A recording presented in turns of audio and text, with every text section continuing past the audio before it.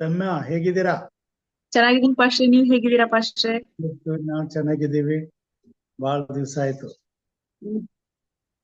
ದೇವರ ಆಶೀರ್ವಾದ ಪಾಸ್ಟ್ರೆ, ಖುಷಿ ಆಯ್ತು. Praise God. Praise God. Okay, start ಮಾಡೋಣ. 1 ಸೆಕೆಂಡ್.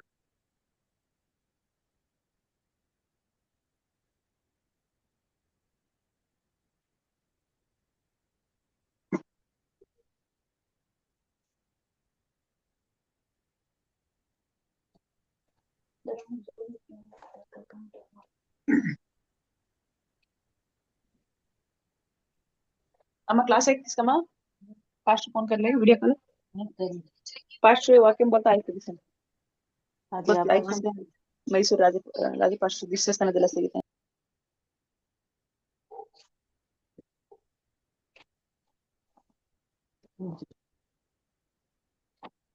ಅಯ್ಯೋ ನನ್ನ ತೋರಿಸ್ತೀನಿ ಅಲ್ಲಿ ಕಾಣಿಸಲ್ಲ ನಾವು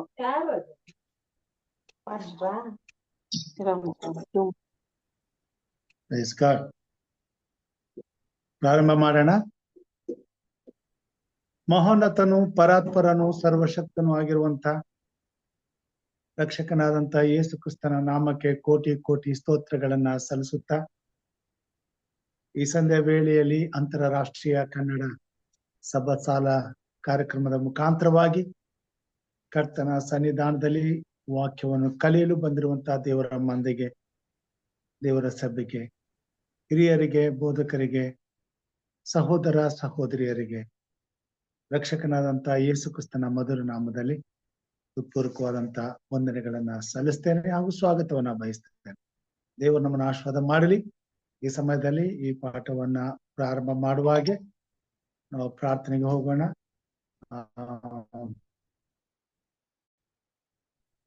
ಪ್ರಾರ್ಥನೆಗಾಗಿ ನಮ್ಮ ಜೊತೆಯಲ್ಲಿ ಹೇಮಲತಾ ಭಕ್ತರಾಜಮ್ಮ ಅವರಿದ್ದಾರೆ. ಅವರು ನಮ್ಮನ್ನ ಪ್ರಾರ್ಥನೆಯಲ್ಲಿ ನಡೆಸಬೇಕೆಂಬುದಾಗಿ ಕೇಳ್ಕೊಳ್ತೇನೆ.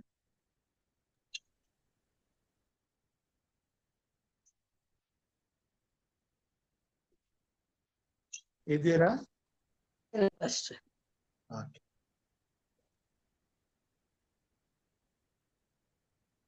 ಪ್ರಾರ್ಥನೆ ಮಾಡೋಣ. ಭೂಪರಲೋಕಗಳ ಒಡೆಯನಾಗಿರುವ ಸ್ವಾಮಿ, ಈ ಸಂಜೆ ವೇಳೆಯಲ್ಲಿ ನೀನು ಪರಿಶುದ್ಧ ಸನ್ನಿಧಿಗೆ ನಮ್ಮನ್ನು ಕರ್ತಂದಿದ್ದಕ್ಕಾಗಿ ನಿನಗೆ ಕೋಟಿ ಸ್ತೋತ್ರ. ಈ ಒಂದು ಸಂದರ್ಭದಲ್ಲಿ ಸ್ವಾಮಿ, ನಿನ್ನ ಮಕ್ಕಳು ಒಟ್ಟಾಗಿ ಸೇರಿ ನಿನ್ನ ವಾಕ್ಯಗಳನ್ನು ಕಲಿಯಲು ನೀನು ಅವಕಾಶ ಮಾಡಿಕೊಡ್ತಾ ಬಂದಕ್ಕಾಗಿ ಕೋಟಿ ಸ್ತೋತ್ರಗಳನ್ನು ಸಲ್ಲಿಸ್ತೇವೆ ಸ್ವಾಮಿ. ಈ ಒಂದು ವೇದಿಕೆಯನ್ನು ಸಿದ್ಧಗೊಳಿಸಿ ನಮ್ಮೆಲ್ಲರಿಗೂ ಮನ್ನವನ್ನ ಬಡಿಸ್ಲಿಕ್ಕೆ ಸಿದ್ಧರಾಗಿರುವಂತ ಪ್ರಿಯ ಮಗನನ್ನ ನೀನು ಆಶೀರ್ವದಿಸಪ್ಪ. ಈ ಒಂದು ಕಾರ್ಯಕ್ರಮದಲ್ಲಿ ಯಾವುದೇ ರೀತಿಯ ಅಡಚಣೆಗಳು ಉಂಟಾಗದ ಹಾಗೆ ಅಪ್ಪ, ನಿನ್ನ ವಾಕ್ಯವು ಸಮೃದ್ಧಿಯಾಗಿ ನಮ್ಮೆಲ್ಲರಿಗೆ ದೊರಕುವ ಹಾಗೆ ನಿನ್ನ ಕೃಪಾಶೀರ್ವಾದ ನೀಡು ಸ್ವಾಮಿ. ತಂದೆಯೇ, ನಿನ್ನ ಪ್ರೀತಿ, ನ್ಯಾಯ ಇವುಗಳ ಮೂಲಕ ಸ್ವಾಮಿ ನಮ್ಮೆಲ್ಲರನ್ನ ನೀನು ಎಚ್ಚರಿಸಿ, ಗದರಿಸಿ, ಖಂಡಿಸಿ ನಮ್ಮ ಜೀವಿತಗಳನ್ನ ರೂಪಿಸುವ ಆತನಾಗಿತ್ತು ಸ್ವಾಮಿ. ನಮಗೆ ನಿನ್ನ ಆತ್ಮನ ಬಲ ಕೊಟ್ಟು ನಡೆಸಪ್ಪ. ಹಾಗೂ ಈ ಒಂದು ಕಾರ್ಯಕ್ರಮದ ರೂವಾರಿಯಾಗಿರುವಂತ ನಿನ್ನ ಮಗನಾದ ಪಾಸ್ಟರ್ ರಾಜುರವರನ್ನ ನಿನ್ನ ಕೃಪೆಯುಳ್ಳ ಹಸ್ತಕ್ಕೆ ಒಪ್ಪಿಸ್ಕೊಡ್ತೇನೆ ಸ್ವಾಮಿ. ಆ ಮಗನ ಮೂಲಕ ನೀನು ನಮಗೆ ಈ ಸಂದರ್ಭವನ್ನು ಒದಗಿಸಿಕೊಟ್ಟಿದ್ದೆ ಸ್ವಾಮಿ. ಕುಟುಂಬವನ್ನು ನೀನು ಆಶೀರ್ವದಿಸಪ್ಪ ಸ್ವಾಮಿ. ಆ ಮಗನಿಗೆ ಬೇಕಾದ ದೈಹಿಕ ಮತ್ತು ಆತ್ಮಿಕ ಆರೋಗ್ಯವನ್ನು ಕೊಟ್ಟು ಇನ್ನು ಉತ್ತಮ ರೀತಿಯಲ್ಲಿ ಕಾರ್ಯಕ್ರಮವನ್ನು ಯಶಸ್ವಿಯಾಗಿ ನಡೆಸಿ ನಿನಗೆ ಮಹಿಮೆ ತರುವಂತ ಕೃಪಾಶೀರ್ವಾದ ನೀಡು ಸ್ವಾಮಿ. ತಂದೆಯಾದ ದೇವರೇ, ಈ ಕಾರ್ಯಕ್ರಮದಲ್ಲಿ ಭಾಗಿಗಳಾಗುವಂತ ಎಲ್ಲ ಪ್ರಿಯರನ್ನ ಹೆಸರಾಗಿ ಆಶೀರ್ವದಿಸು ಸ್ವಾಮಿ. ನಿನ್ನ ಮನ್ನದಿಂದ ತುಂಬಿಸಿ ಸಮೃದ್ಧಿಗೊಳಿಸಿ ಸ್ವಾಮಿ. ಆತ್ಮಿಕ ಆರೋಗ್ಯವಂತರಾಗಿ ಬಾಳುವ ಹಾಗೆ ನಿನ್ನ ಕೃಪೆ ನೀಡಿ ಎಲ್ಲ ಕಷ್ಟ ಸಮಸ್ಯೆಗಳಿಂದ ಬಿಡುಗಡೆ ಕೊಟ್ಟು ನಡೆಸಿ ಕಾಯ್ತಾ ಬರಬೇಕಾಗಿಯೂ ಎಲ್ಲರ ಮೂಲಕ ನೀನು ಮಹಿಮೆ ಹೊಂದಬೇಕಾಗಿಯೂ ನಿನ್ನ ಪರಿಶುದ್ಧ ನಾಮದಲ್ಲಿ ಅತ್ಯಂತ ವಿನಯದಿಂದ ಬೇಡ್ತೇನಪ್ಪ ಸ್ವಾಮಿ ಯೇಸುವೆ. Amen. Amen. Amen. Amen. Praise God. ಉತ್ತಮವಾದಂತಹ ಪ್ರಾರ್ಥನೆಗಾಗಿ ಹಿರಿಯರಾದಂತ ಹೇಮಲತಾ ಭಕ್ತರಾಜಮ್ಮ ಅವರಿಗೆ ವಂದನೆಗಳನ್ನ ಸಲ್ಲಿಸ್ತೇನೆ. ಈಗ ಒಂದು ವಿಶೇಷ ಗೀತೆಯನ್ನ ಕೇಳೋಣ. ಸಹೋದರಿ ರಮ್ಯಾ, ವಿಶೇಷ ಗೀತೆ ಹಾಡ್ತೀರಾ? ಹಾ, ಖಂಡಿತ ಪಾಸ್ಟ್ರೆ, ಹಾಡಿ. ಖಂಡಿತ ಹಾಕ್ತೀನಿ.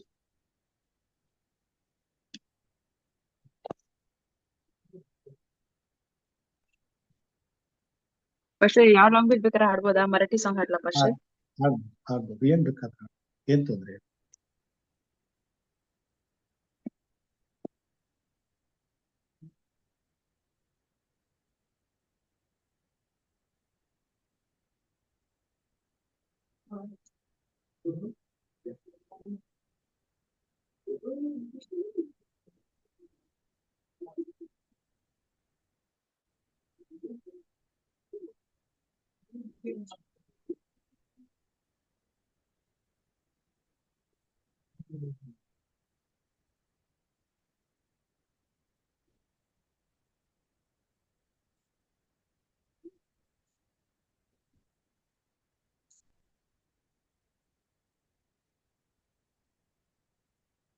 ಪಾಸ್ಟ್ರೆ, ಕನ್ನಡ ಸಾಂಗ್ ಹಾಡ್ತೀನಿ.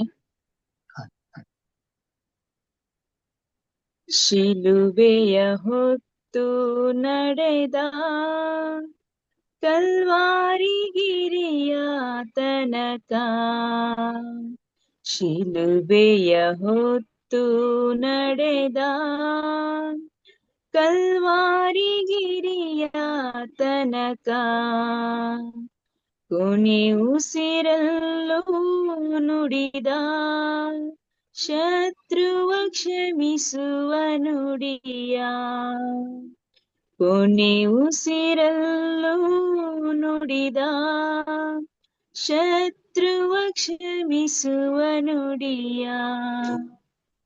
ಯೇಸುವೇ ದೇವನೇ, ನಿನ್ನಂತೆ ಪ್ರೀತಿಸ ಕಲಿಸು.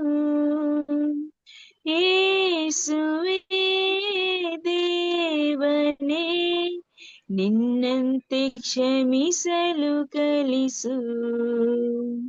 ಶಿಲುಬೆಯ ಹೊತ್ತು ನಡೆದ ಕಲ್ವಾರಿ ಗಿರಿಯ ತನಕ, ಕೊನೆ ಉಸಿರಲ್ಲೂ ನುಡಿದ ಶತ್ರುವ ಕ್ಷಮಿಸುವ ನುಡಿಯ. ದೈವ ಸ್ವರೂಪಿ ತಾನಾದರೂ ದೇವರ ಪದವಿ ತನದಿದ್ದರು, ತನ್ನನ್ನೇ ಬರಿದು ಮಾಡಿಕೊಂಡು ದಾಸನ ರೂಪವ ಧರಿಸಿಕೊಂಡು ನಮ್ಮಲ್ಲಿ ಬಂದ ದೀನ ಪ್ರಭು, ಭುವಿಗೆಲ್ಲ ಬೆಳಕಾದ ದಿವ್ಯ ಪ್ರಭು. ಶಿಲುಬೆಯ ಹೊತ್ತು ನಡೆದ ಕಲ್ವಾರಿ ಗಿರಿಯ ತನಕ, ಕೊನೆ ಉಸಿರಲ್ಲೂ ನುಡಿದ ಶತ್ರುವ ಕ್ಷಮಿಸುವ ನುಡಿಯ. ಯೇಸುವೇ ದೇವನೇ, ನಿನ್ನಂತೆ ಪ್ರೀತಿಸ ಕಲಿಸು. ಯೇಸುವೇ ದೇವನೇ, ನಿನ್ನಂತೆ ಕ್ಷಮಿಸಲು ಕಲಿಸು. ಶಿಲುಬೆಯ ಹೊತ್ತು ನಡೆದ ಕಲ್ವಾರಿ ಗಿರಿಯ ತನಕ, ಕೊನೆ ಉಸಿರಲ್ಲೂ ನುಡಿದ ಶತ್ರುವ ಕ್ಷಮಿಸುವ ನುಡಿಯ. ಗೋಧಿಯ ಕಾಳು ಮಣ್ಣಾಗದೆ ನೂರ್ಮಡಿ ಫಲವನ್ನು ನೀಡುವುದೇ, ಮಾನವ ಪುತ್ರನು ಮಡಿಯದಿರೇ ಲೋಕವ ಜೀವವ ಪಡೆಯುವುದೇ, ಮೂಡಲಿ ಜಗದಲ್ಲಿ ಹೊಸ ಬೆಳಕು, ನಿಸ್ವಾರ್ಥ ತ್ಯಾಗದ ಹೊಸ ಹಸಿರು, ಶಿಲುಬೆಯ ಹೊತ್ತು ನಡೆದ ಕಲ್ವಾರಿಗಿರಿಯ ತನಕ, ಕೊನೆ ಉಸಿರಲ್ಲೂ ನುಡಿದ ಶತ್ರುವ ಕ್ಷಮಿಸುವ ನುಡಿಯ. ಯೇಸುವೇ ದೇವನೇ, ನಿನ್ನಂತೆ ಪ್ರೀತಿಸ ಕಲಿಸು. ಯೇಸುವೇ ದೇವನೇ, ನಿನ್ನಂತೆ ಪ್ರೀತಿಸ ಕಲಿಸು. ಶಿಲುಬೆಯ ಹೊತ್ತು ನಡೆದ ಕಲ್ವಾರಿಗಿರಿಯ ತನಕ, ಕೊನೆ ಉಸಿರಲ್ಲೂ ನುಡಿದ ಶತ್ರುವ ಕ್ಷಮಿಸುವ ನುಡಿಯ. Amen. Amen. Praise the Lord. Praise the Lord. ದೇವರು ನಮಗೆ ಸ್ತೋತ್ರ. ಉತ್ತಮವಾದಂತಹ ಹಾಡಿಗಾಗಿ ಸಹೋದರಿ ರಮ್ಯಾ ಅವರಿಗೆ ವಂದನೆಗಳನ್ನ ಸಲ್ಲಿಸ್ತೇನೆ. ದೇವರು ನಿಮ್ಮನ್ನು ಆಶೀರ್ವಾದ ಮಾಡಲಿ. ಹೀಗೆ ದೇವರ ಸೇವೆಯಲ್ಲಿ ಇನ್ನೂ ಹೆಚ್ಚಿನ ರೀತಿಯಲ್ಲಿ ಬಲಪಡಿಸಿ ತಮ್ಮನ್ನು ಉಪಯೋಗಿಸಿಕೊಳ್ಳಲಿ ಎಂಬುದಾಗಿ ಪ್ರಾರ್ಥಿಸ್ತೇನೆ. ದೇವರು ನಿಮ್ಮೊಂದಿಗೆ ಇರಲಿ. ನಾವು ಈ ದಿನದ ಕೂಟಕ್ಕೆ ಹೋಗೋಣ. ಈ ಸಮಯದಲ್ಲಿ ನಮ್ಮ ಮಧ್ಯದಲ್ಲಿ ಸಹೋದರರಾದಂತ ಬೋಧಕರಾದಂತ ಕೆ ಸುರೇಶ್ ರವರಿದ್ದಾರೆ. ಅವರು ನಮಗೆ ವಿಶೇಷವಾಗಿ ಈ ದಿನದ ಪಾಠವನ್ನು ನಡೆಸಿಕೊಡುವಂತವರಾಗಿದ್ದಾರೆ. ಈ ಸಮಯದಲ್ಲಿ ದೇವರ ಆತ್ಮನ ಬಲಕ್ಕಾಗಿ ಅವರನ್ನ ಪ್ರಾರ್ಥನೆಯೊಂದಿಗೆ ದೇವರ ವಾಕ್ಯಕ್ಕಾಗಿ ಬರಮಾಡಿಕೊಳ್ಳೋಣ. ಬೋಧಕರೇ, ಇದು ನಿಮ್ಮ ಸಮಯ. ಈ ಸಮಯದಲ್ಲಿ ದೇವರ ವಾಕ್ಯವನ್ನ ನಮಗೆ ತಿಳಿಸಿಕೊಡಬೇಕೆಂಬುದಾಗಿ ತಮ್ಮಲ್ಲಿ ವಿನಂತಿಸಿಕೊಳ್ತೇನೆ. ಈ ಸಮಯ ನಿಮ್ಮ. ದೇವರ ಪರಿಶುದ್ಧ ನಾಮಕ್ಕೆ ಸ್ತೋತ್ರವಾಗ್ಲಿ. ಸ್ತೋತ್ರವಾಗಲಿ. ತಿರುಗಂಧಾವರ್ತಿ ಈ ಒಂದು ಸುಂದರವಾದಂತಹ ಸಂಜೆ ವೇಳೆಯಲ್ಲಿ ನಾವು ಸಭಾಶಾಲೆ ಪಾಠವನ್ನ ಕಲಿಯುವುದಕ್ಕಾಗಿ ಈ ಅಂತರ್ಜಾಲದಲ್ಲಿ ಸೇರಿ ಬಂದಿದ್ದೇವೆ. ಸೇರಿ ಬಂದಂತ ತಮ್ಮೆಲ್ಲರನ್ನ ಕ್ರಿಸ್ತ ಯೇಸುವಿನ ಪರಿಶುದ್ಧವಾದ ಹೆಸರಿನಲ್ಲಿ ನಾನು ಅಭಿನಂದಿಸ್ತೇನೆ, ಪ್ರೀತಿಯಿಂದ ಸ್ವಾಗತಿಸ್ತೇನೆ. ನಾನು ಸ್ವಲ್ಪ ಹೊರಗಡೆ ಇರೋದ್ರಿಂದ ಇಲ್ಲಿ ಸ್ವಲ್ಪ ಲೈಟಿಂಗ್ ಪ್ರಾಬ್ಲಮ್ಸ್ ಇದೆ. ಸೊ ಆದ್ರಿಂದ ಇವತ್ತು ವಿತೌಟ್ ವಿಡಿಯೋ, ಬರೀ ಆಡಿಯೋ ಮಾತ್ರ ನಾನು ದೇವ್ರ ವಾಕ್ಯವನ್ನ ಹಂಚಿಕೊಡೋದಕ್ಕೆ ಇಷ್ಟಪಡ್ತಾ ಇದ್ದೀನಿ. ಸೊ ದಯಮಾಡಿ ಈ ಅಡಚಣೆಗಾಗಿ ವಿಷಾದಿಸುವ ಹಾಗೆ ನಿಮ್ಮನ್ನ ಕೇಳ್ಕೊಳ್ತೇನೆ. ಈ ಸಮಯದಲ್ಲಿ ನಾವು ಕ್ಷಣ ಮಾತ್ರ ತಲೆಗಳನ್ನ ಬಾಗಿಸಿ ಕಣ್ಣುಗಳನ್ನು ಮುಚ್ಚಿ ಪ್ರಾರ್ಥನೆಯನ್ನ ಮಾಡಿ ಇವತ್ತಿನ ಪಾಠಕ್ಕೆ ನಾವು ಹೋಗೋಣ. ಬುಧವಾರದ ಪಾಠವನ್ನು ಕಲಿಯುವ ಮುಂಚೆ ತಲೆ ಬಾಗಿಸಿ ಪ್ರಾರ್ಥನೆ ಮಾಡಿಕೊಳ್ಳೋಣ. ಕೃಪೆಯಲ್ಲಿ ಐಶ್ವರ್ಯ ಭರ್ತನಾದಂತ ಪರಲೋಕದ ದೇವರೇ, ನಿನ್ನ ಪವಿತ್ರ ನಾಮಕ್ಕೆ ಸ್ತೋತ್ರವಾಗ್ಲಿ. ಅಪಕರ್ತ ತಿರುಗಂಧಾವರ್ತಿ ಈ ಒಂದು ಸಂಜೆ ವೇಳೆಯಲ್ಲಿ ನಾವು ಸಭಾಶಾಲೆ ಪಾಠವನ್ನ ಅಂತರ್ಜಾಲದ ಮೂಲಕವಾಗಿ ಕಲಿಯುವಾಗ ನಿಮ್ಮ ಆಶೀರ್ವಾದ ಕರುಣಿಸು. ಅಲ್ಪನಾದ ನನ್ನನ್ನು ಉಪಯೋಗಿಸಿಕೊ ಸ್ವಾಮಿ. ಹಾಗೂ ನಿನ್ನ ಮಕ್ಕಳು ಈ ವಾಕ್ಯವನ್ನ, ಈ ಪಾಠಗಳನ್ನ ಶ್ರದ್ಧೆಯಿಂದಲೂ ಭಕ್ತಿಯಿಂದಲೂ ನಾವು ಕೇಳಿ ಕಲಿತು ನಮ್ಮ ಜೀವಿತಕ್ಕೆ ಅಳವಡಿಸಿಕೊಳ್ಳೋದಕ್ಕೆ ನೀವು ಕೃಪೆ ಮಾಡ್ರಿ. ಇರ್ಬೋದಂತ ಎಲ್ಲ ಅಡೆತಡೆಗಳಿಂದ ಬಿಡಿಸು. ಮತ್ತು ಈ ಪ್ರಾರ್ಥನೆ ಕೂಟದ ಆದಿಯು ಮಧ್ಯ ಅಂತ್ಯವು ನೀವೇ ಆಗಿದ್ದು ನಡೆಸಿ ಮಹಿಮೆ ಯೇಸು ಸ್ವಾಮಿ ಹೆಸರಿನಲ್ಲಿ ಬಿಡುತ್ತೇನೆ ಸ್ವಾಮಿ. ಆಮೇನ್. ಓಕೆ. ಕ್ರಿಸ್ತ ಯೇಸುವಿನಲ್ಲಿ ಆತ್ಮೀಯ ದೇವಜನರೇ, ಕಳೆದ ದಿನ ಅಂದ್ರೆ ಮಂಗಳವಾರದ ಪಾಠದಲ್ಲಿ ನಾವು ದೇವರ ಗುಣ ಸ್ವಭಾವವು ಎಂದೆಂದಿಗೂ ಬದಲಾಗದು. Our God is unchanging God. ನಮ್ ದೇವ್ರು ಯಾವತ್ತೂ ಬದಲಾಗೋದಿಲ್ಲ. ಅವ್ರು ಒಂದ್ಸರಿ ಹೀಗೆ ಅಂತ ಹೇಳಿದ್ರೆ ಅದು ಹಾಗೇನೆ. ಅವರು ನೀತಿ ಉಳ್ಳ ದೇವರು, ಅವರು ಪ್ರೀತಿ ಉಳ್ಳ ದೇವರು, ಅವರು ನ್ಯಾಯವಂತ ದೇವರು. ಅವರಲ್ಲಿ ಯಾವುದೇ ರೀತಿಯಾದಂತಹ ಆ ವಿಷಯಗಳಲ್ಲಿ ಬದಲಾವಣೆ ಖಂಡಿತವಾಗಿಯೂ ಸಾಧ್ಯ ಇಲ್ಲ ಅನ್ನುವಂತ ವಿಚಾರವನ್ನ ನಾವು ನಿನ್ನೆ ದಿವಸ ಬಹಳ ಸ್ಪಷ್ಟವಾಗಿ ಅರ್ಥ ಮಾಡ್ಕೊಂಡ್ವಿ. ದೇವರು ಆತನು ಬದಲಾಗದೆ ಇರುವಂತಹ ದೇವರು ಎಂಬುದಾಗಿ. ಆದ್ರೆ ಇವತ್ತಿನ ಪಾಠ ತಲೆ ಬರಹ ಹೀಗೆ ಹೇಳ್ತೆ, ಪಶ್ಚಾತ್ತಾಪ ಪಡುವ ದೇವರ ಅನ್ನುವಂತ ಒಂದು ವಿಷಯದಲ್ಲಿ. ಅಂದ್ರೆ ಅಲ್ಲಿ ಒಂದು ಕ್ವಶನ್ ಮಾರ್ಕ್ ಇದೆ. ಪಶ್ಚಾತ್ತಾಪ ಪಡುವ ದೇವರ ಅನ್ನೋ ವಿಧದಲ್ಲಿ ಅಥವಾ ವಿಧಾನದಲ್ಲಿ ನಾವು ಅದನ್ನ ನೋಡ್ಬಹುದು. ಸೊ ದೇವರು ನಿಜವಾಗ್ಲೂ ಪಶ್ಚಾತ್ತಾಪ ಪಡ್ತಾರ? ನಿನ್ನೆ ಪಾಠದಲ್ಲಿ ಹೇಳೋ ಹಾಗೆ ದೇವರು ಎರಡ್ ಮಾತಿನವರಲ್ಲ, ಅಥವಾ ದೇವರಲ್ಲಿ ಚಂಚಲ ಸ್ವಭಾವ ಇಲ್ಲ. ಚಂಚಲ ಸ್ವಭಾವ ಅಂದ್ರೆ ಅದ್ ಸರಿನಾ ಇದ್ ಸರಿನಾ, ಹಂಗ್ ಮಾಡ್ಲಾ ಹಿಂಗ್ ಮಾಡ್ಲಾ, ಅದ್ ಬೇಕಾ ಇದ್ ಬೇಕಾ, ಅಂದ್ರೆ ದೃಢವಾದಂತ ತೀರ್ಮಾನ ಇರಲ್ಲ. ಕೆಲವೊಂದ್ಸರಿ ಅದ್ ಬೇಕು ಅನ್ಸುತ್ತೆ, ಕೆಲವೊಂದ್ಸರಿ ಇದ್ ಬೇಕು ಅನ್ಸುತ್ತೆ, ಕೆಲವೊಂದ್ಸರಿ ಅದ್ ಮಾಡ್ಬೇಕು ಅನ್ಸುತ್ತೆ, ಮತ್ತೆ ಇಲ್ಲ ಇಲ್ಲ ಇದ್ ಮಾಡ್ಬೇಕು ಅಂತ ಅನ್ಸುತ್ತೆ. ಆ ಹೀಗೆ ಒಂದು ಸ್ಪಷ್ಟವಾದಂತ ತೀರ್ಮಾನ ಇರೋದಿಲ್ಲ. ಅದೇ ಮಾಡ್ಬೇಕು ಪಕ್ಕ, ಇದೇ ಬೇಕು, ಇದ್ ಬೇಡ, ಇದು ಬೇಕು ಇದು ಬೇಡ, ಆ ರೀತಿಯಾದಂತ ತೀರ್ಮಾನ ಇಲ್ದೇ ಇರುವಂತ ಪರಿಸ್ಥಿತಿಯನ್ನ ಚಂಚಲತೆ ಅಂತ ಕರಿತೇವೆ.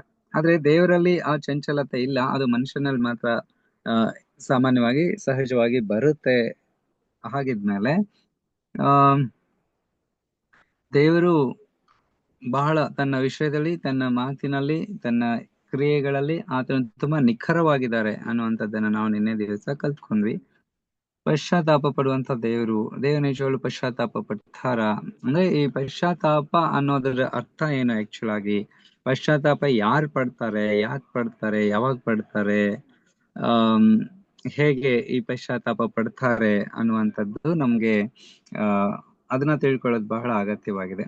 ಸೊ ಪಶ್ಚಾತ್ತಾಪ ಅಂತ ಹೇಳುವಾಗ ನಾವು ಯಾವುದೋ ಒಂದು ತಪ್ಪನ್ನ ಗೊತ್ತಿದೋ ಅಥವಾ ಗೊತ್ತಿಲ್ದೇನೋ ಒಂದು ತಪ್ಪು ಆಗಿ ಹೋಗಿರುತ್ತೆ, ಒಂದು ದುರ್ಘಟನೆ ನಡೆದು ಹೋಗಿರುತ್ತೆ, ಅಥವಾ ಒಂದು ಕೆಟ್ಟದ್ದು ನಡೆದು ಹೋಗಿರುತ್ತೆ.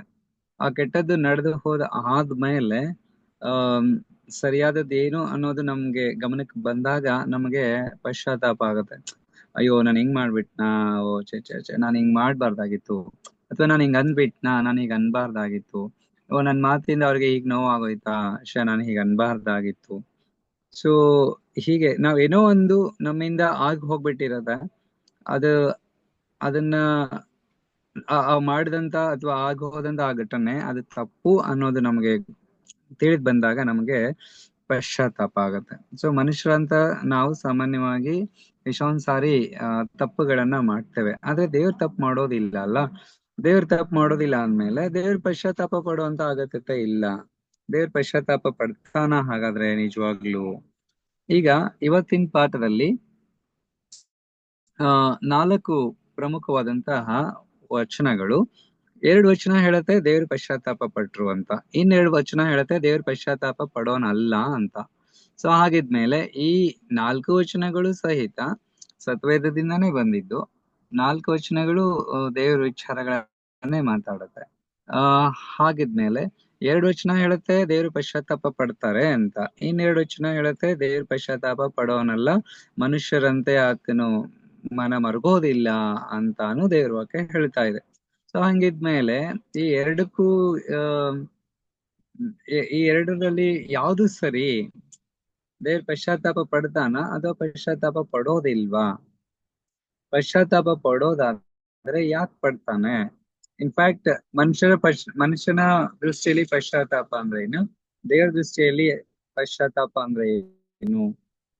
ಈ ಅಂಶಗಳನ್ನ ಇವತ್ತು ನಾವಿಲ್ಲಿ ಅರ್ಥ ಮಾಡ್ಕೊಳ್ಳೋಣ. ಬೇರೆ ವಿಮೋಚನೆ ಕಾಂಡ 32ನೇ ಅಧ್ಯಾಯ 14ನೇ ವಚನ ಮತ್ತೆ ಯೆರೆಮೀಯ 18ನೇ ಅಧ್ಯಾಯ 4ರಿಂದ 10 ವಚನಗಳನ್ನ ನಾವು ನೋಡುವಾಗ ಅಲ್ಲಿ ಈ ಘಟನೆಗಳು ನಡೆಯುತ್ತೆ. ಆ ಘಟನೆಗಳಲ್ಲಿ ದೇವರು ಪಶ್ಚಾತ್ತಾಪ ವ್ಯಕ್ತಪಡಿಸಿದ್ರು ಅನ್ನುವಂತ ವಿಚಾರಗಳನ್ನ ನಾವಿಲ್ಲಿ ನೋಡ್ಬೋದು. ಏನಂದ್ರೆ ವಿಮೋಚನೆ ಕಾಂಡ 32ನೇ ಅಧ್ಯಾಯ 14ನೇ ವಚನ. ಸೊ ಈ ವಿಮೋಚನೆ ಕಾಂಡ 32ನೇ ಅಧ್ಯಾಯದ ಇನ್ಸಿಡೆಂಟ್ ಏನು ಅಂತ ನಮ್ಮೆಲ್ರಿಗೂ ಗೊತ್ತಿದೆ. ಇಸ್ರಾಯೇಲ್ ಜನರು ಐಗುಪ್ತ ದೇಶದಿಂದ ಕಾನಾನ್ ದೇಶಕ್ಕೆ ಹೊರಟಿದ್ರು, ಸಿನಾಯಿ ಬಳಿಗೆ ಬರ್ತಾರೆ. ಮೋಶೆ ದಶಾಜ್ಞೆಗಳನ್ನ ತರೋದಕ್ಕಾಗಿ ಬೆಟ್ಟದ ಮೇಲೆ ಏರಿ ಹೋಗ್ತಾನೆ. ದಿನಗಳು ಕಳೀತಾ ಇದೆ, 40 ದಿವಸ ಆಯ್ತು, ಮೋಶೆ ಬರ್ತಾ ಇಲ್ಲ, ಅಥವಾ ದಿನಗಳು ಕಳೀತಾ ಇದೆ, ಮೋಶೆ ರಿಟರ್ನ್ ಬರ್ಲಿಲ್ಲ. ಸೊ ಅವಾಗ ಆ ಜನ ಎಲ್ಲ ಏನು ಆಯ್ತು, ಮೋಶೆ ಅಲ್ಲಿ ಮೇಲೆ ಏರಿ ಹೋದ್ನಲ್ಲ, 40 ದಿವಸ ಆಗ್ತಾ ಇದೆ ಅಂದ್ರು ಆತನ ಇನ್ನು ಬರ್ತಿಲ್ಲ ಅಂತ ಹೇಳಿದ್ರೆ ಬಹುಶಃ ಮೋಶೆ ಸತ್ತು ಹೋಗಿರ್ಬಹುದು. ಯಾಕಂತ ಹೇಳಿದ್ರೆ ಆ ಒಂದು ಬೆಟ್ಟದ ಮೇಲೆ ದೇವರ ಪ್ರಭಾವ ಪ್ರಸನ್ನತೆ ಇಳಿದು ಬಂದಾಗ ಆ ಜನ ಅದನ್ನ ನೋಡಿ ಬಹಳ ಆಶ್ಚರ್ಯ ಪಡ್ತಾರೆ, ಬಹಳ ಭಯ ಹಿಡಿಯುತ್ತೆ ಅವ್ರಿಗೆ. ಸೊ ಹಂಗಿರುವಾಗ ಮೋಶೆ ಅಲ್ಲಿ ಹೇಗ್ ತಾನೇ ಬದುಕಿರೋದಕ್ಕೆ ಸಾಧ್ಯ? ಇತ್ಯಾದಿ ಸಂಶಯಗಳು, ಗಲಭೆಗಳು ಅವ್ರ ಮನಸ್ಸಲ್ಲಿ ಹುಟ್ಕೊಳ್ತವೆ. ಅವಾಗ ಅವ್ರು ಹೇಳ್ತಾರೆ, ಈಗ ನಾವು ಆ ಕಡೆ ಐಗುಪ್ತಾನೂ ಇಲ್ಲ, ಈ ಕಡೆ ಕಾನಾನೂ ಇಲ್ಲ, ಮಧ್ಯದಲ್ಲಿ ಇದೀವಿ. ಈಗ ನಾವು ಹಿಂತಿರುಗಿ ಹೋಗ್ಬೇಕು ಅಂದ್ರೂ ಸಮಸ್ಯೆ, ಈ ಕಡೆ ಮುಂದಕ್ಕೆ ಹೋಗೋದಕ್ಕೆ ನಮಗೆ ಲೀಡರ್ ಇಲ್ಲ, ನಮ್ಮನ್ನ ನಡ್ಸೋರಿಲ್ಲ. ಸೊ ಏನ್ ಮಾಡೋದು ಇವಾಗ ನಾವ್ ಇಲ್ಲಿಗೆ ಬಂದು ಈಗ ಮಧ್ಯದಲ್ಲಿ ಸಿಕ್ಕಾಕೊಂಡಿದೀವಿ. ಇಲ್ಲಿಂದ ನಾವು ಮುಂದೆ ನಡೆಯೋದಕ್ಕೆ ನಮಗೊಬ್ರು ದೇವ್ರು ಬೇಕು, ಒಬ್ರು ನಡ್ಸೋರ್ ಬೇಕಲ್ಲ ನಮ್ಗೆ. ಸೊ ಹೀಗಾಗಿ ನಾವೇನ್ ಮಾಡ್ಬೇಕು ಅಂತ ಹೇಳಿ ಅವ್ರು ನಮ್ಗೆ ಒಬ್ಬ ದೇವ್ರನ್ನ ಮಾಡ್ಕೊಡು ಅಂತ ಹೇಳಿ ಆರೋನ್ ಹತ್ರ ಬಂದು ಗಲಾಟೆ ಮಾಡ್ತಾರೆ, ತುಂಬಾ ಹಠ ಮಾಡ್ತಾರೆ. ಇಲ್ಲ, ನಮ್ಮನ್ನ ಇಲ್ಲಿಂದ ನಡ್ಸ್ಕೊಂಡು ಹೋಗೋದಕ್ಕೆ ನಮಗೊಬ್ರು ದೇವ್ರು ಬೇಕು ಅಂತ ಹೇಳಿ. ಸೊ ಅಂತ ಸಮಯದಲ್ಲಿ, ಅಂತ ಸಂದರ್ಭದಲ್ಲಿ ಆರೋನ್ ಏನ್ ಮಾಡ್ಬೇಕು ಅಂತ ಆತನಿಗೆ ತೋಚೋದಿಲ್ಲ. ಅವನೇನ್ ಮಾಡ್ತಾನೆ, ಈ ಜನ ಇಲ್ಲ ನನ್ನಿಂದ ಆಗಲ್ಲ ಅಂತ ಹೇಳಿದ್ರು ಆತನನ್ನ ಸುಮ್ನೆ ಬಿಡೋ ಹಾಗಿಲ್ಲ. ಯಾಕಂದ್ರೆ ಮೋಶೆ ಮತ್ತೆ ಆರೋನ್ ಇಬ್ರು ತಾನೇ ಅವ್ರನ್ನ ಅಲ್ಲಿಂದ ಕರ್ಕೊಂಡ್ ಬರುವಾಗ ಕೆಲ್ಸ ಮಾಡಿದವರು, ಮುಂದೆ ಲೀಡರ್ ಆಗಿದ್ದವರು. ಸೊ ಹೀಗಾಗಿ ಮೋಶೆ ಅಂತೂ ಇಲ್ಲ, ಇವಾಗ ಆರೋನ್ ಸಿಕ್ಕಾಕೊಂಡ. ಸೊ ಆರೋನ್ ಸಿಕ್ಕಾಕೊಂಡಿರೋದ್ರಿಂದ ಆರೋನನ್ ಮೇಲೆ ಅವ್ರು ಬೀಳ್ತಾ ಇದ್ದಾರೆ. ಸೊ ಅದಕ್ಕೆ ಆರೋನ್ ಏನ್ ಮಾಡ್ತಾನೆ, ಆ ಜನರಿಗೆ ಭಯ ಪಟ್ಟವನಾಗಿ ಆತನ ಒಂದು ಚಿನ್ನದ ಬಸವನನ್ನ ಮಾಡ್ತಾನೆ. ಅಂದ್ರೆ ಅವರೆಲ್ಲ ಬಂಗಾರವನ್ನ ತೆಗೆದುಕೊಂಡು ಆತನ ಏನ್ ಮಾಡ್ತಾನೆ, ಚಿನ್ನದ ಬಸವನನ್ನ ಅಲ್ಲಿ ಸಿದ್ಧಪಡಿಸಿ ಇದೇ ನಿಮ್ ದೇವ್ರು ಅಂತ ಹೇಳ್ತಾನೆ. ಸೊ ಈ ಇನ್ಸಿಡೆಂಟ್ ನಮ್ಮೆಲ್ಲರಿಗೂ ಗೊತ್ತಿದೆ. ಸೊ ಅದಾದ್ಮೇಲೆ ಏನಾಯ್ತು, ಸೊ ಆ ಜನ ಆ ಚಿನ್ನದ ಬಸವನನ್ನ ಮಾಡಿ ಅದಕ್ಕೆ ಯಜ್ಞವನ್ನ ಸಮರ್ಪಿಸಿ ಅದನ್ನ ತಿಂದು ಕುಡಿದು ಆಮೇಲೆ ಕುಣಿಯ ಆರಂಭ ಮಾಡಿದ್ರು. ಇದು ಅವರಿಗೆ ನಿಜವಾಗ್ಲೂ ಬಹಳಷ್ಟು ದುಃಖ ಮತ್ತು ಬಹಳಷ್ಟು ಸಂಕಟವನ್ನ, ಬಹಳಷ್ಟು ನೋವನ್ನ ಉಂಟು ಮಾಡ್ತು. ಈ ಕಾರಣದಿಂದಾಗಿ ದೇವರು ಆ ಮನುಷ್ಯರನ್ನ ಉಂಟು ಮಾಡಿದಕ್ಕೆ ಆತನು ಪಶ್ಚಾತ್ತಾಪ ಪಡುವಂತ ಒಂದು ಪರಿಸ್ಥಿತಿ ಬಂತು. ಅಯ್ಯೋ, ಈ ಜನ ಎಷ್ಟು ದುಷ್ಟರಾಗಿದಾರಲ್ಲಪ್ಪ ಅಂತ ದೇವ್ರ ಅವ್ರ ವಿಷಯದಲ್ಲಿ ಅವರ ಮನಸ್ಥಿತಿಯನ್ನ ನೋಡಿ ದೇವ್ರಿಗೆ ಬಹಳ ನೋವಾಯ್ತು, ಬಹಳ ಬೇಸರಿಕೆ ಆಯ್ತು, ಬಹಳ ಹಿಂಸೆ ಆಯ್ತು. ಈಗ ಸಾಮಾನ್ಯವಾಗಿ ಅದನ್ನ ನಾವು ಫೀಲ್ ಮಾಡ್ಬೋದು, ಅದನ್ನ ನಾವು ಎಕ್ಸ್ಪ್ಲೈನ್ ಮಾಡಕ್ ಸಾಧ್ಯ ಇಲ್ಲ ಅನ್ಕೊಂತೀನಿ.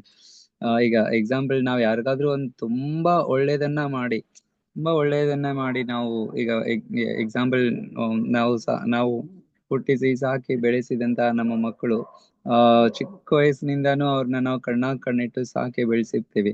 ಯವನ ಕಾಲಕ್ಕೆ ಬರ್ತಿದಂಗೆ ಆ ಮಕ್ಕಳು ನಮ್ಮ ಮಾತುಗಳನ್ನ, ತಂದೆ ತಾಯಿಗಳ ಮಾತನ್ನ ತೊರೆದು ಅವ್ರನ್ನ ಧಿಕ್ಕರಿಸಿ ಅವ್ರ ತಮ್ಮ ದಾರಿನ ತಾವ್ ಹಿಡ್ಕೊಂಡು ಹೋಗ್ಬಿಟ್ಟಾಗ ಎಷ್ಟು ನೋವಾಗುತ್ತೆ, ಎಷ್ಟು ಸಂಕಟ ಆಗುತ್ತಲ್ಲ ತಂದೆ ತಾಯಿಗಳಿಗೆ, ಎಷ್ಟು ಹಿಂಸೆ ಅನ್ಸುತ್ತಲ್ಲ. ಇವನನ್ನ ನಾನ್ ಸಾಕದ್ನ, ಇವನನ್ನ ನಾನ್ ಬೆಳೆಸದ್ನ, ಎಂತವನ್ ನಾನ್ ಸಾಕ್ಬಿಟ್ಟೆ ಅಪ್ಪ, ಎಂತವನ್ ನಾನ್ ಬೆಳೆಸ್ಬಿಟ್ಟೆ ಅಪ್ಪ ಅಂತ ಎಷ್ಟೊಂದ್ ಸರಿ ತಂದೆ ತಾಯಿಗಳಿಗೆ ಆ ನೋವು ಆಗುತ್ತೆ.